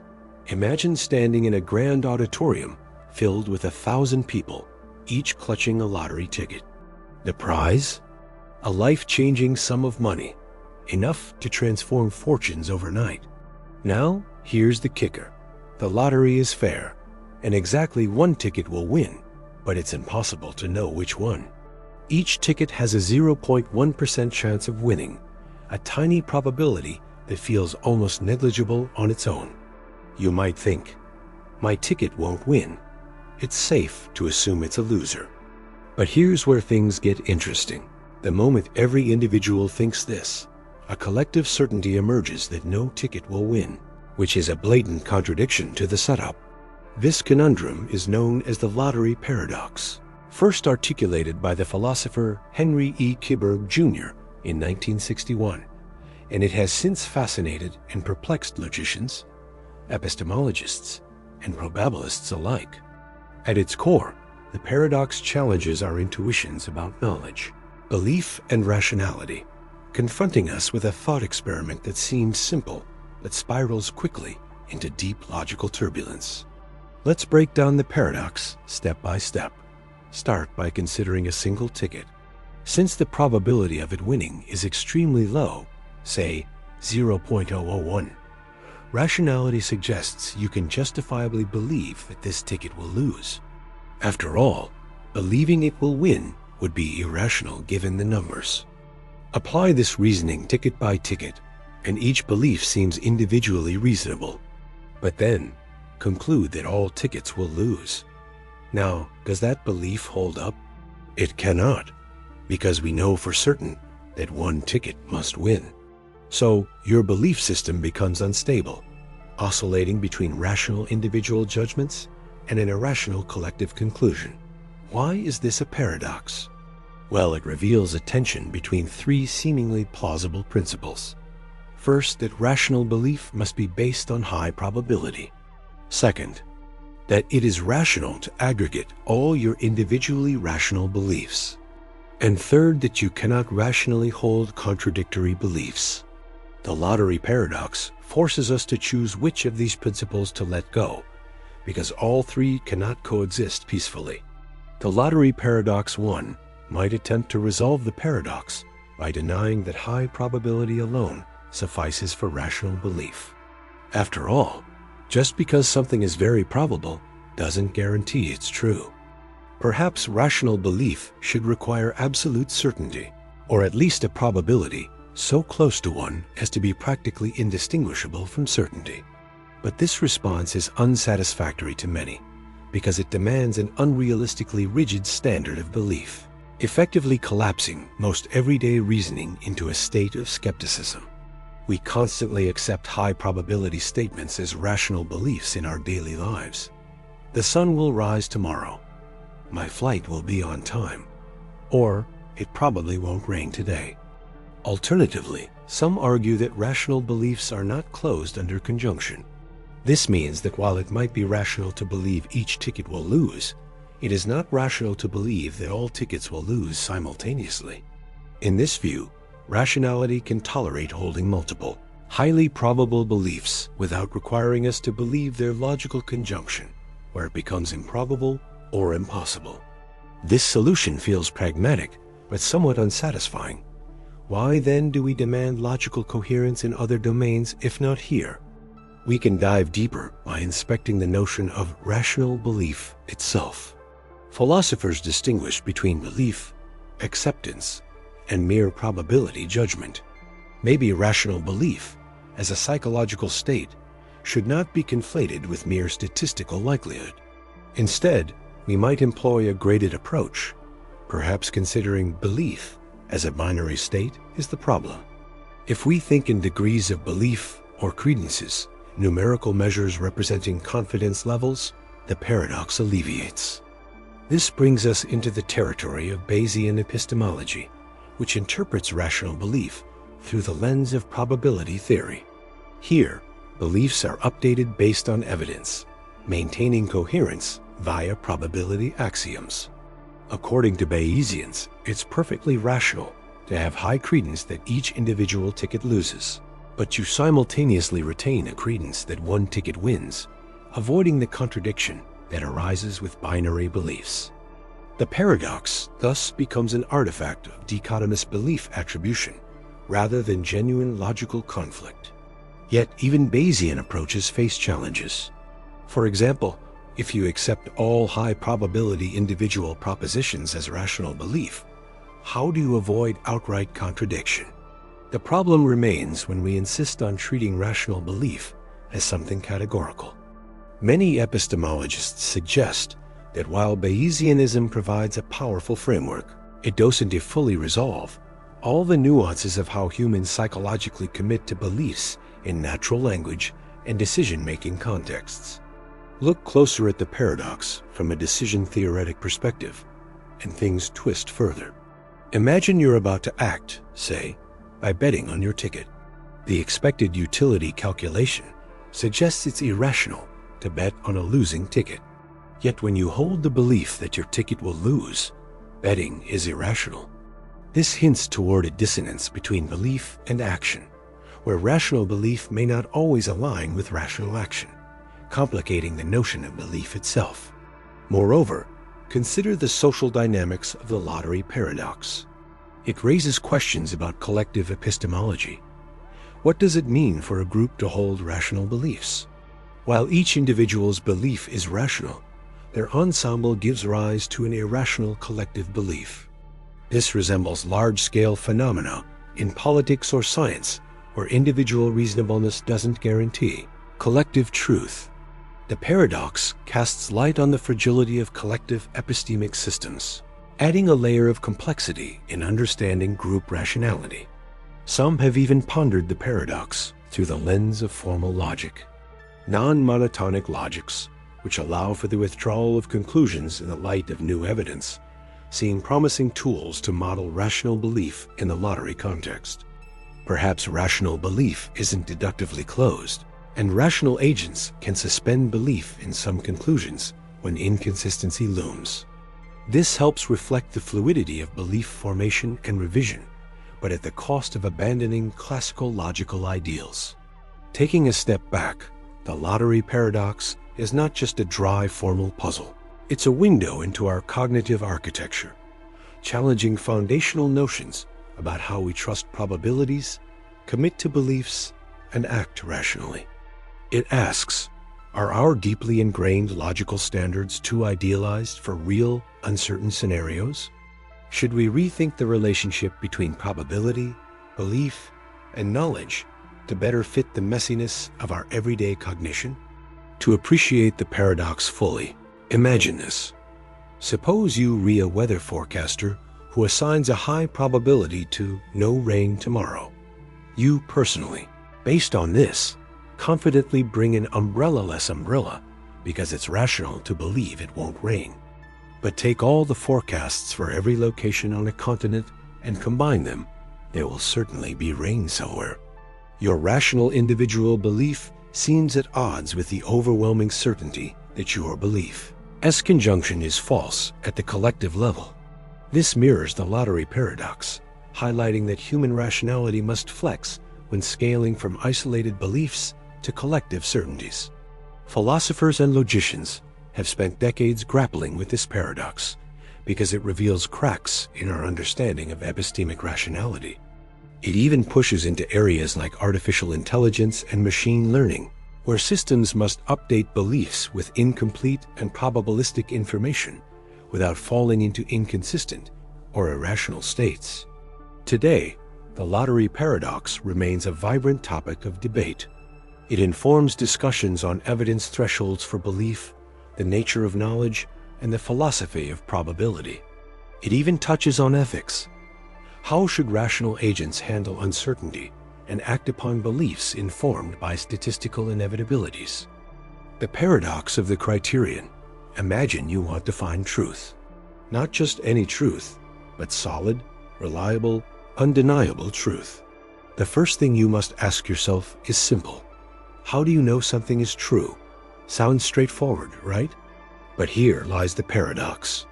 To know what counts as truth, you must first have a criterion, a standard or measure by which to judge. But to know that your criterion is valid, you need a way to test your criterion. So which comes first, the criterion or its validation?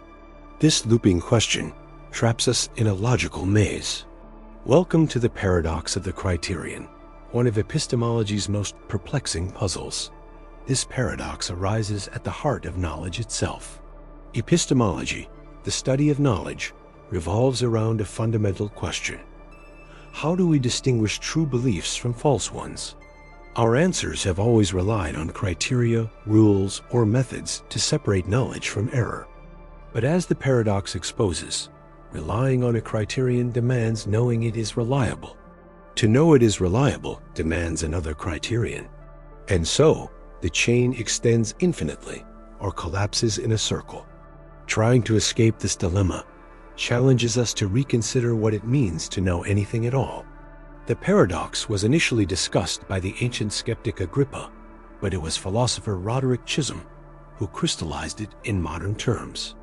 He posed it as a choice among three horns of a trilemma. First, that we must have a criterion of knowledge to identify what we know. Second, that we must have knowledge to identify a valid criterion. Third, that knowledge and criterion must be verified simultaneously. Each option seems to undercut the others, leaving us in a cognitive stalemate. This is where the logic begins to warp perception and shake the foundations of certainty. Think of trying to build a bridge across a ravine. You have two essential supports, the ground on either side and the bridge itself. If the bridge has no ground to rest upon, it collapses. If the ground cannot support the bridge's weight, it fails. The paradox is similar. To validate knowledge, we need a criterion. To validate the criterion, we need knowledge. Neither can stand without the other. So how do we cross this ravine without falling into the abyss of skepticism? One popular approach to escape is foundationalism. That is, find self-evident beliefs or axioms that don't require validation from criteria, thereby rooting knowledge in certain indubitable foundations. But foundationalism faces criticism. How can any belief be truly self-evident? If you claim something is evident without criterion, aren't you implicitly using some standard of evidence? This smuggles criteria into the foundation, resurrecting the paradox. On the other side lies coherentism. Instead of foundations, knowledge is justified by coherence within a network of beliefs. Each belief supports others in a web, providing mutual reinforcement. But then, How does this network avoid becoming circular reasoning? The paradox bites again.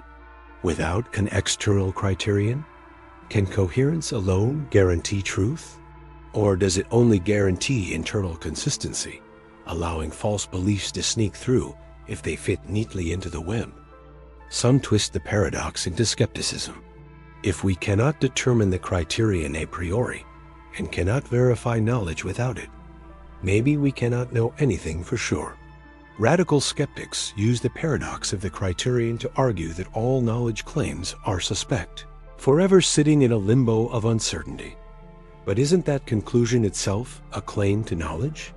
The paradox mocks even skepticism by showing its self-refuting nature. Others propose a pragmatic resolution. Rather than seeking absolute, infallible criteria, accept criteria as provisional tools shaped by practical success. We test our methods by their usefulness, reliability in predicting experience, and coherence with other beliefs. This pragmatic criterion becomes the default, not because it is guaranteed true, but because it works. In this view, knowledge is contingent, fallible, and always improvable. It's a dance on shifting ground, not a march on bedrock. Here, the paradox transforms from a trap into a driver of intellectual humility. Delving deeper, the paradox reveals the layers of complexity beneath everyday confidence. When you say, "I know this is true," you tacitly rely on complex, often implicit criteria: perception, memory, reason, testimony. But these criteria aren't fixed beacons. They are evolving constructs shaped by culture, experience, and context. Each new situation poses fresh challenges to our standards.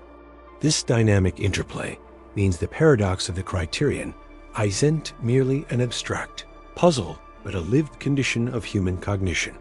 There's also a mind-bending recursive aspect. Trying to step outside the paradox to objectively analyze, it pulls you back in. Your act of choosing a criterion presupposes some standard of choice, some knowledge about what counts as good reasoning. So the paradox folds onto itself, like a Mobius strip of thought. Awareness of the paradox makes you question whether knowledge is a stable destination or an infinite journey. Philosopher Michael Williams put it crisply: the paradox undermines any attempt at a definitive demarcation between knowledge and mere opinion.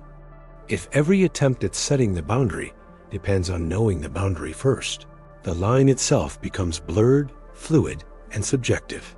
The paradox tells us our quest for certainty is, in part, a mirage pulled by our desire for control in an uncertain world.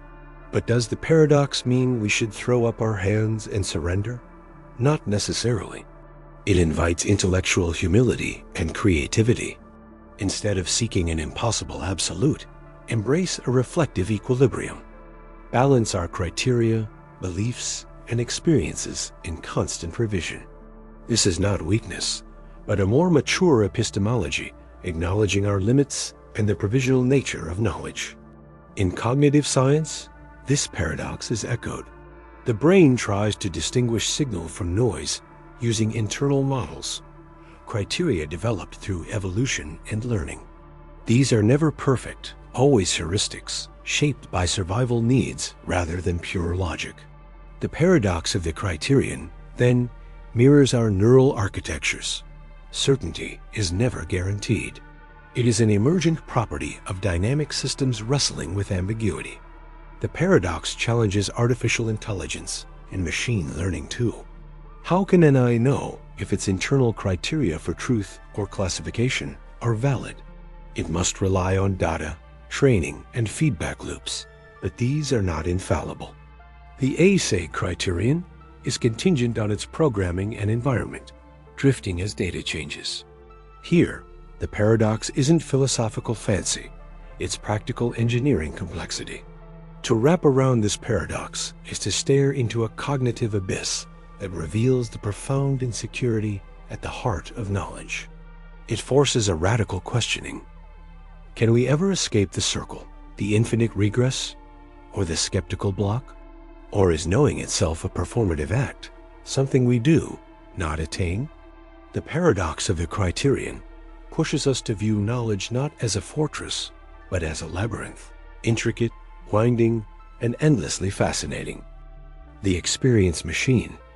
Imagine waking up to a world where reality is no longer your reference point. Instead, you step into a capsule, alone, silent, unchanging, where your every desire is fulfilled, every fantasy played out in perfect clarity and vividness. Welcome to the experience machine, a philosophical thought experiment that asks, if you could plug into a device that guarantees unending pleasure and happiness, indistinguishable from real life, would you do it? And more importantly, why? Today, we're diving deep into the rabbit hole of the experience machine, a concept so alluring yet so unsettling. It challenges the very nature of what we consider a life worth living. The experience machine was famously proposed by Robert Nozick, a 20th century philosopher, in his 1974 book, Anarchy, State, and Utopia. Nozick's question is deceptively simple. Suppose there exists a machine that can give you any experience you desire. Plug in, and you live moments of ecstatic joy, profound love, heroic triumph, or endless peace. Your brain waves match those you'd have if those events were really happening. You are completely unaware that you are in a simulation.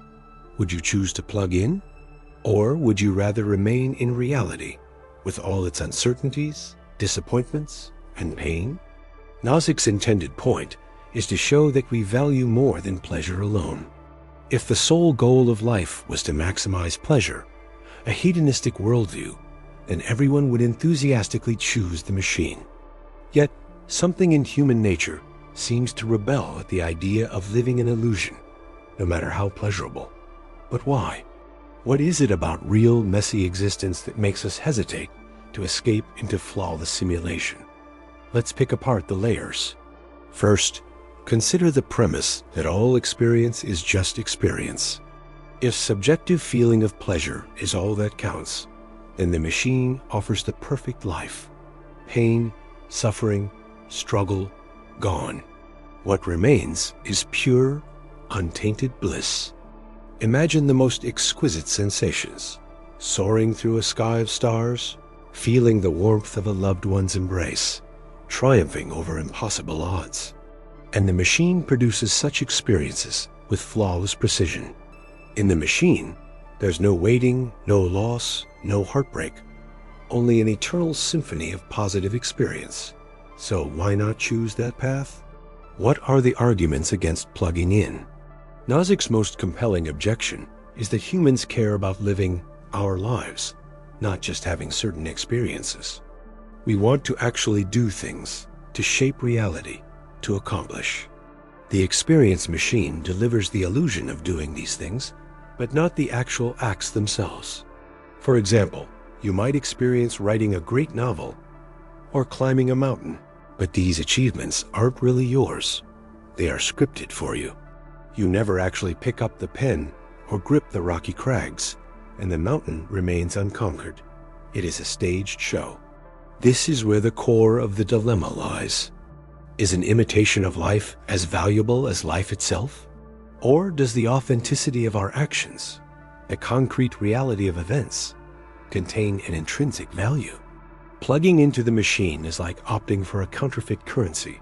It might look and feel like the real thing, but it is, by essence, a fake. This raises a deeper question about what matters. Is it the experience of winning a race, or actually running and crossing the finish line? Then there's the element of personal identity and selfhood. If we plug into an experience machine, what happens to the self? Are we truly ourselves if our brain is wired to feed us fantasies? Or do we become reduced to passive consumers of simulations, akin to actors in an endless dream? Our identities are forged through struggle, choices, consequences, relationships. A life lived inside the machine is a life severed from that causal chain. It's a life unrooted in the flow of time and space that define our existence. Perhaps more unsettling still is the idea that the machine does not merely offer pleasurable moments, it hides the truth. By plugging in, we voluntarily give up our grip on reality. This raises the specter of deception.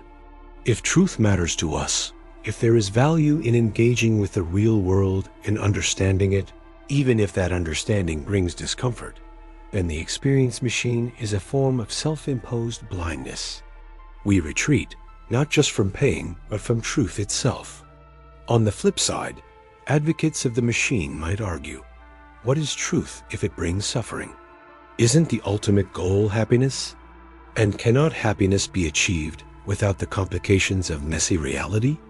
Perhaps the experience machine is simply an imaginative test to expose the limits of our desire structures.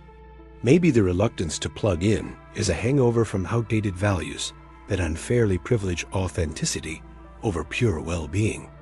Let's explore some brain-bending perspectives. What if the experience machine is not just a hedonistic escape, but an evolutionary extension of human nature itself? After all, human beings have long sought to manipulate experience, to alter consciousness through art, dance, religion, or pharmacology. Virtual reality seeks to create new realities to inhabit. The machine extends this impulse to its logical extreme. Is it so irrational to choose bliss packaged as authentic experience? Or consider this. What if the experience machine reveals a paradox in how we think about value? Perhaps value is not contained in experiences themselves, but in relationships between experiences and their narrative unity over time. A series of isolated pleasures, however deep, might feel hollow without being part of a meaningful story. If the machine cannot craft a life narrative where we experience growth, surprise, and transformation on our own terms, then it ultimately fails to satisfy. Yet, if it could generate an evolving narrative that reacts dynamically to our choices and desires, would our resistance erode? But suppose the machine could simulate not only experiences, but also genuine freedom, choice, and even growth. You could face challenges, take risks, build relationships, all within the virtual world. Would that count as a life well lived, or merely a deception dressed up in fine clothes? And if we cannot distinguish between fabricated and genuine experiences from a subjective standpoint, does this blur the line between reality and simulation irreparably? Diving deeper, Nozick's experience machine can also be seen as a metaphor for modern society. Increasing entrapment in fabricated worlds, social media bubbles, personalized feeds, virtual realities, blurring the edges of truth. How much of our life is already mediated through screens and algorithms designed to maximize pleasure and engagement? Are we already plugged into a more subtle experience machine, navigating layers of illusion wrapped in dopamine hits? This brings us to a chilling reflection on autonomy and freedom. Choosing the machine might seem free, but is it? Once inside, are we prisoners of pre-designed Pandora's boxes? Outside, life's uncertainty is a space of possibility and risk. Inside the machine, choice might be an illusion, an algorithm steering us toward pleasure without true agency. The stakes for decision-making collapse when consequence is simulated. Without genuine consequences, do values hold? Do virtues matter? Perhaps the actual value of life rests in its irreducible connection to reality. So, to summarize this tangled web, the experience machine challenges us to reconsider what matters most. Is life about pleasure alone? About authentic action? About truth? About growth and struggle? It exposes conflicts between hedonism, existentialism, and truth-seeking. Nozick's machine is not just a philosophical toy. It's a mirror reflecting deep human hopes and fears. It also raises a disturbing yet fascinating question. Perhaps the experiences we treasure are inseparable from reality itself. The love we feel is meaningful only because it is real. The achievements only worthwhile if we truly earn them. The pain only bearable because it is genuine. Striving to escape into perfect illusion is to seek a paradise without a past, without consequence, without self. But that paradise may not be paradise at all. Instead, it would be a ghostly existence, a dream from which we cannot truly wake, a life surrendered to the hollow perfection of simulation. Hilbert's Hotel Infinity Paradox. Imagine a hotel, not just any hotel, but a hotel with infinitely many rooms. Each room is numbered with a natural number. Room 1, Room 2, Room 3, and so on, stretching beyond eternity. This is Hilbert's Hotel, a thought experiment devised by the German mathematician David Hilbert to explore the perplexing nature of infinity. At first glance, the idea of a fully occupied hotel that can still accommodate new guests might seem absurd, even impossible. But as we dive deeper, we find that infinity behaves in ways that challenge our everyday intuition. Picture this. Hilbert's Hotel is completely full. Every single room is occupied by one guest. You might assume that the hotel can't take any more guests. After all, there's no empty room left.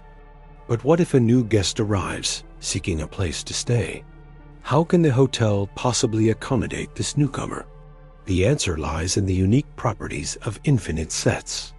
The hotel manager simply asks the guest in room 1 to move to room 2, the guest in room 2 to move to room 3, the guest in room 3 to move to room 4, and so on, ad infinitum. Each guest moves from room n to room n plus 1. Suddenly, room 1 becomes free for the new arrival. The hotel, though fully occupied, has successfully created room for at least one more guest. This maneuver might seem like a trick, shifting everyone over by one room to make space. But what if, instead of one new guest, a whole busload of infinitely many new guests arrives? Let's say an infinite number of guests show up, numbering 1, 2, 3. Infinitely many wanting rooms. Surely the hotel can't manage to squeeze all of these strangers in, right? Yet Hilbert's Hotel surprises us again. The manager instructs the guest in room 1 to move to room 2, the guest in room 2 to move to room 4, the guest in room 3 to room 6, and generally, the guest in room n moves to room 2n. What does this achieve? By assigning each original guest to the even-numbered rooms, all the odd-numbered rooms, 1, 3, 5, 7, and so on, become vacant, infinitely many empty rooms now available for the infinite newcomers. Now, each new guest is assigned a single odd-number room. Guest 1 to room 1, guest 2 to room 3, guest 3 to room 5, and so forth. The infinite busload of guests is accommodated without anyone left standing.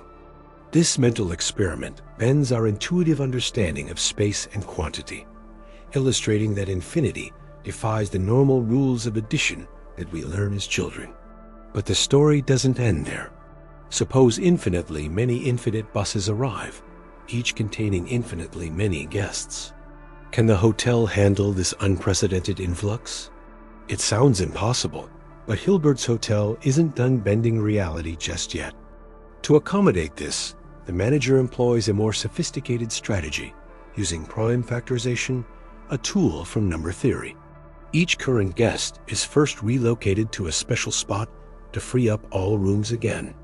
Then, guests from each arrival bus are assigned rooms based on a unique encoding involving prime numbers to ensure no collisions occur. By using the fundamental theorem of arithmetic, which states that every number has a unique prime factorization, the hotel maps each guest's unique identifiers, bus number and seat number, to a prime-powered room number. For example, if the bus number is B and the seat number S, the guest can be assigned to room. Since powers of 2 and 3 multiplied together uniquely identify a natural number, no two guests get the same room. Through this prime factorization method, even infinitely many infinite buses full of guests can be perfectly slotted into the infinite rooms.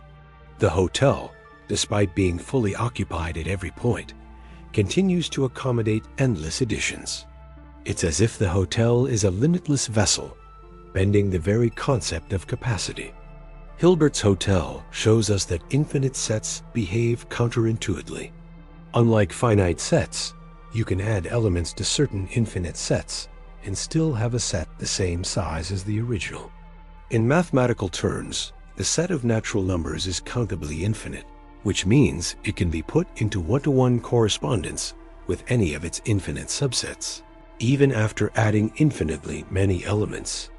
This idea extends beyond the hotel metaphor to many areas of mathematics, logic, and even physics.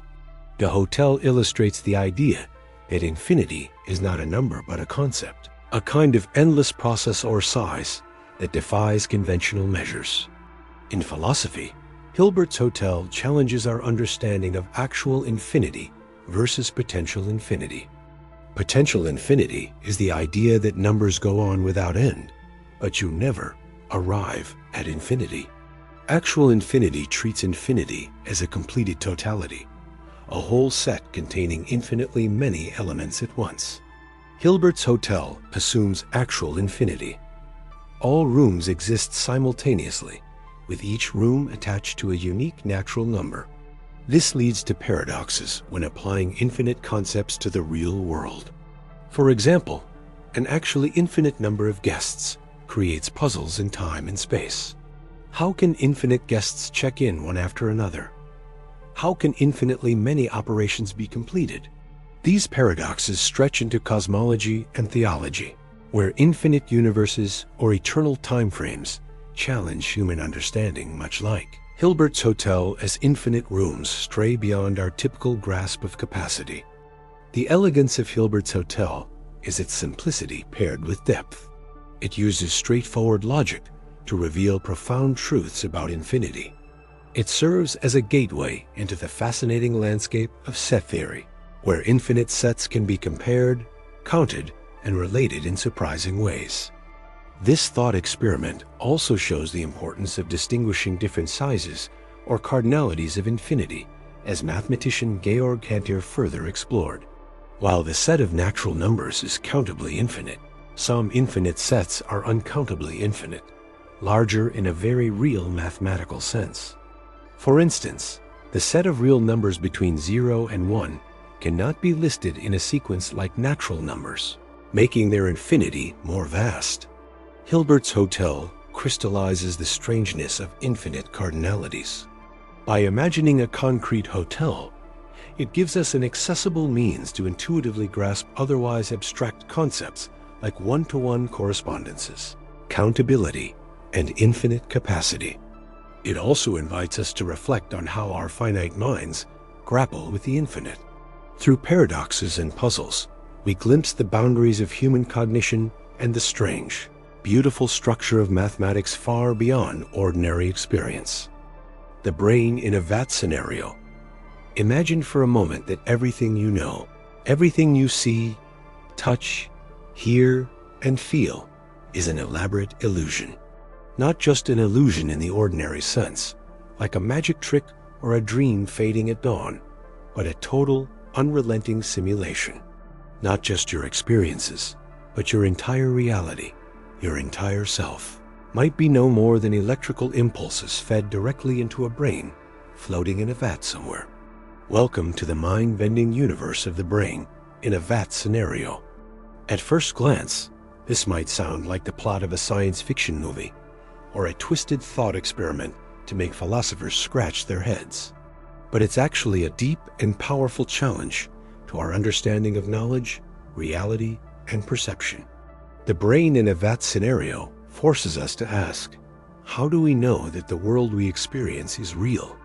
How can we be sure that the things we see, the objects we touch, the people we talk to, even our own selves, exist outside of our minds? Could it be that everything we take for granted is merely a simulation tailored for a disembodied brain? Let's slow down and unpack this.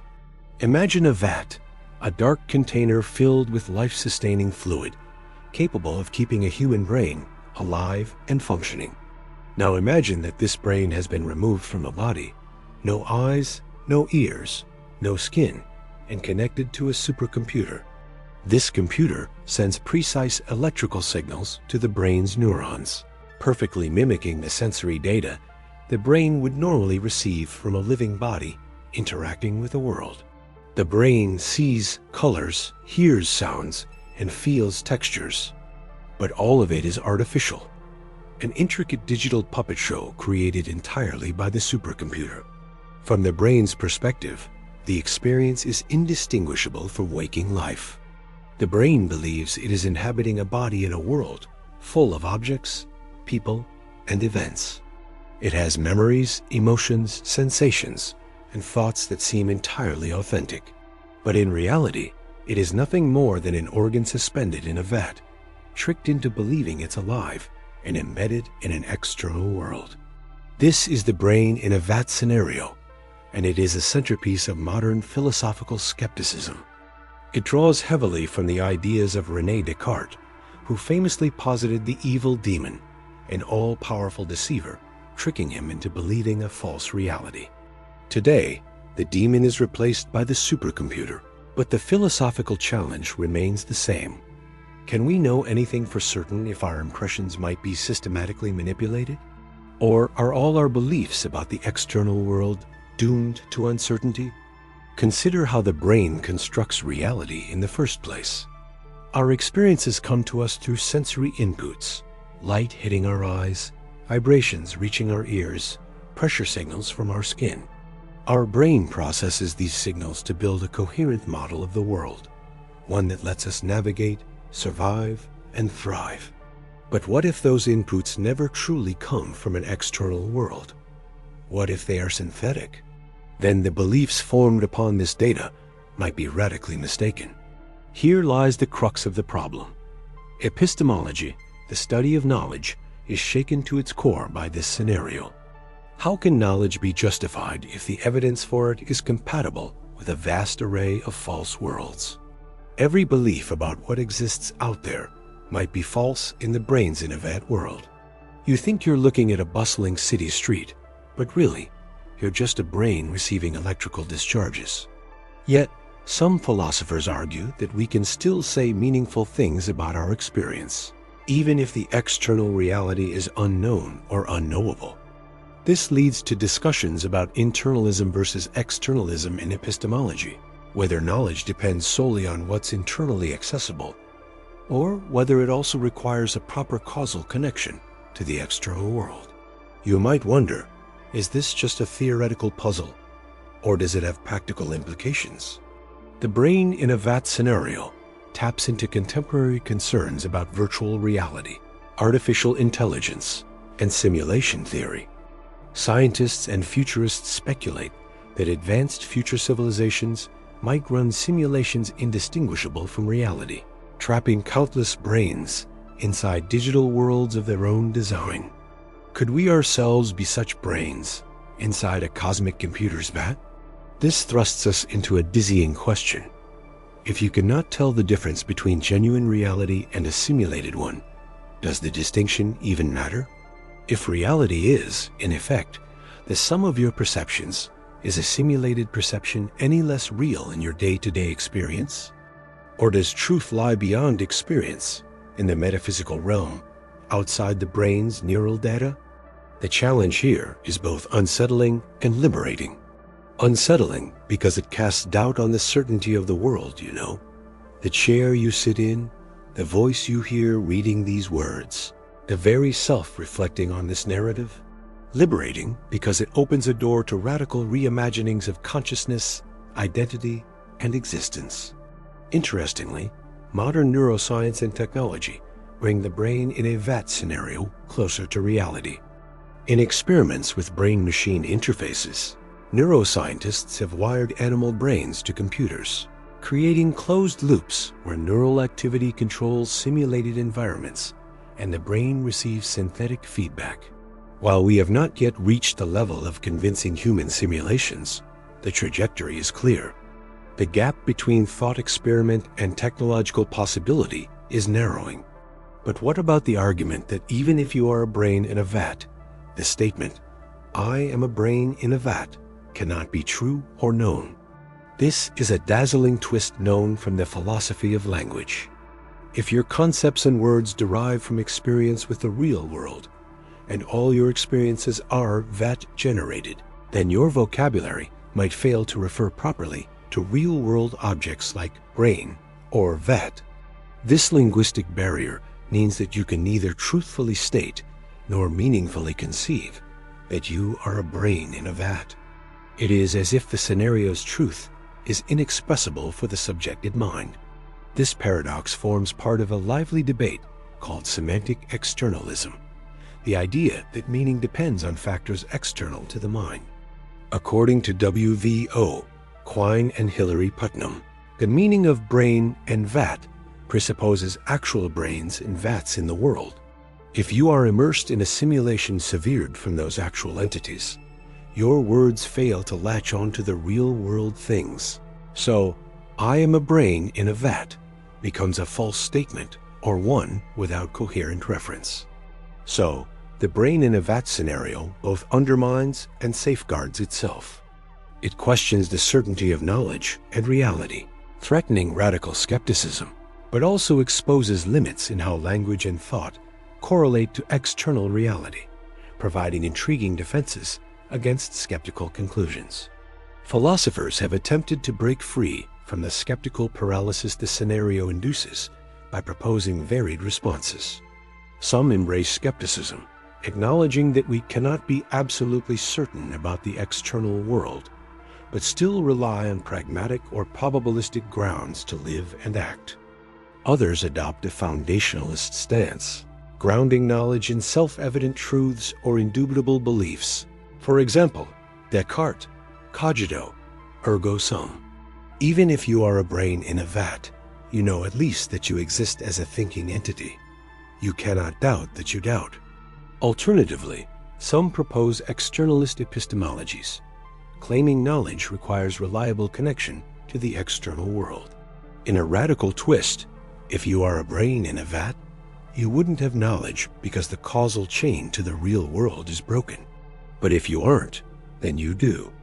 This leads to the curious conclusion that you can know you are not a brain in a vat by virtue of justifiably acting in the world. Others take a more metaphysical approach, asserting that the brain in a vat scenario is a logical or metaphysical impossibility based on certain conditions about the nature of reference, experience, and mind. These philosophical rejections aim to secure our everyday trust in reality. Now closer to the present day, the brain in a vat thought experiment resonates with similar ideas in popular culture, from the iconic 1999 movie, The Matrix, to the contemporary simulation hypothesis championed by thinkers like Nick Bostrom. The Matrix imagines a dystopian future where human minds are locked into a simulated reality by machines. Bostrom's simulation hypothesis posits that advanced civilizations might create simulated realities indistinguishable from true reality, making it statistically likely we live in one. The brain in a vat scenario isn't just philosophical fantasy. It's a conceptual framework shaping how we think about consciousness, technology, and the nature of existence. It presses us to confront the limits of perception, the source of knowledge, and the fragile boundary between reality and illusion. But what does it mean for you, the thinker daring to peer past the veil? Does it imply that everything you trust is groundless, that truth is unattainable? Or does it enrich your understanding of how knowledge depends on the intricate interplay of mind and world? Perhaps the deepest insight is this: the scenario reveals the brain as both a prisoner and a master. A prisoner of the sensory data it receives, yet a master capable of reflecting, questioning, and probing its own foundations. It forces us to grapple with the profound mystery of consciousness, how subjective experience can arise from physical processes, and how the mind constructs reality, even if that reality might be simulated or illusory. Enclosing the brain in a vat scenario is not merely a puzzle to be solved, but a lens to examine how we know the world, how language connects to reality, and how fragile our claims to truth are when stripped to their roots. It challenges certainty, invites skepticism, yet offers profound grounds for philosophical exploration. The Sorites paradox, often called the paradox of the heap, is one of those deceptively simple puzzles that can quietly unravel your understanding of concepts, categories, and meaning itself. It begins with something as mundane as a heap of sand, and yet it spirals into questions that cut deep into philosophy, language, and logic. Imagine you have a single grain of sand. One grain is obviously not a heap. Now, add another grain. 2 grains, still not a heap. As you start piling more grains, the collection grows but remains just a bunch of sand grains to your eyes. At what exact point, you might ask, does this collection suddenly become a heap? Is it when there are 100 grains? 1,000? 10,000? There's no clear, sharp boundary. Yet our language insists on the concept of a heap, as if it's well defined. This inability to pinpoint the transition from not a heap to heap is the essence of the Sorites paradox. The paradox exploits what logicians call vague predicates, words whose application isn't precise. Words like tall, bald, or heap don't have crisp edges. They're fuzzy, blurry terms that rely on context, convention, and human judgment. The challenge is, if the boundary is vague, but still seemingly must exist, how do we reconcile that with the way logic demands clear, binary distinctions? True or false? Heap or not heap? The name Sorites comes from the Greek word choros, meaning heap. The puzzle was first discussed by ancient philosophers like Eubulides of Miletus, who famously asked, if you remove a single grain from a heap, it remains a heap. If from a heap of sand you remove grain after grain, you're left with nothing. But since each removal supposedly does not turn a heap into a non-heap, how do you get rid of the heap entirely? This chain of reasoning defies common sense, yet it follows logical steps that seem irreproachable. This paradox forcefully confronts the limits of classical logic and challenges us to rethink how language functions in ordinary life. It reveals that many everyday concepts are not as black and white as we imagine. In fact, the paradox demonstrates the tension between the crisp structures of formal logic and the smooth gradients of human experience. One way to approach the Sorites paradox is through the idea of infinite regress. If removing one grain doesn't stop something from being a heap, then removing the next grain doesn't either, and this repeats endlessly down to 0 grains. This runs counter to intuition, which insists that a single grain of sand isn't a heap. Where's the error? The paradox forces us to isolate the faulty assumption. Specifically, the premise that removing one grain from a heap still leaves a heap is always true. This is where alternative approaches to vagueness come into play. Supervaluationism is one such method.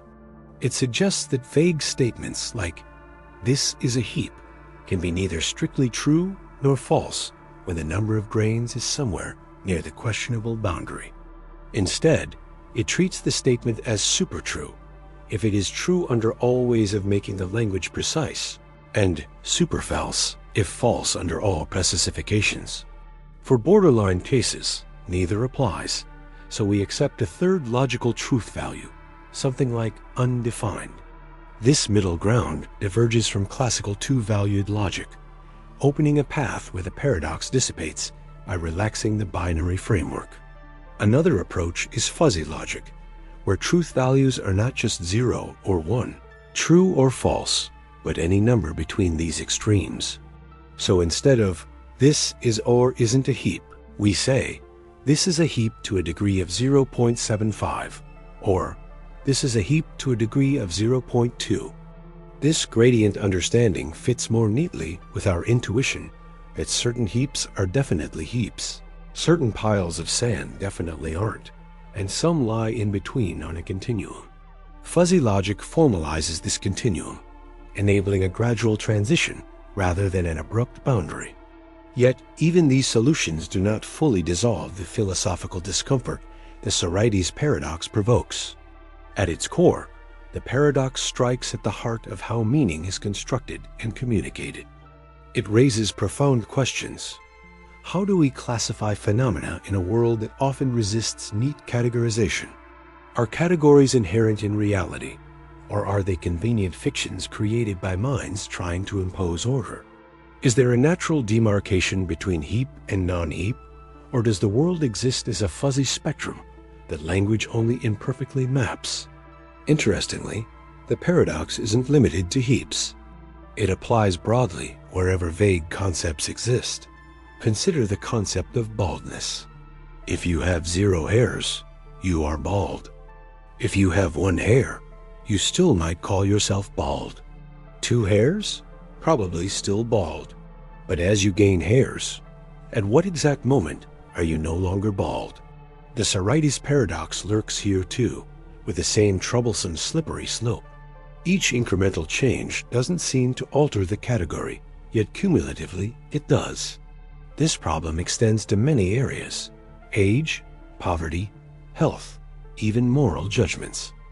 When does a child become an adult? When does a person transition from poor to not poor? At what point does a behavior shift from acceptable to unacceptable? The Sorites paradox forces us to recognize that many of these boundaries are not fixed, but fluid, dependent on social context, individual perceptions, or shifting conventions. One particularly mind-bending consequence of the paradox is the notion of epistemicism. Some philosophers argue that though vague predicates seem indeterminate, there is actually a precise cutoff, though we just cannot know where it is. For example, there might be a specific number of grains that makes a heap, but that number is utterly unknowable. This view tries to hold on to classical logic and clear boundaries, but admits that human knowledge is limited. The fuzziness, in this sense, is epistemic, not semantic. Another fascinating dimension emerges when we consider borderline cases in perception and cognition. Our senses and brains work with thresholds. At some point, differences become noticeable, and before that, they blur together.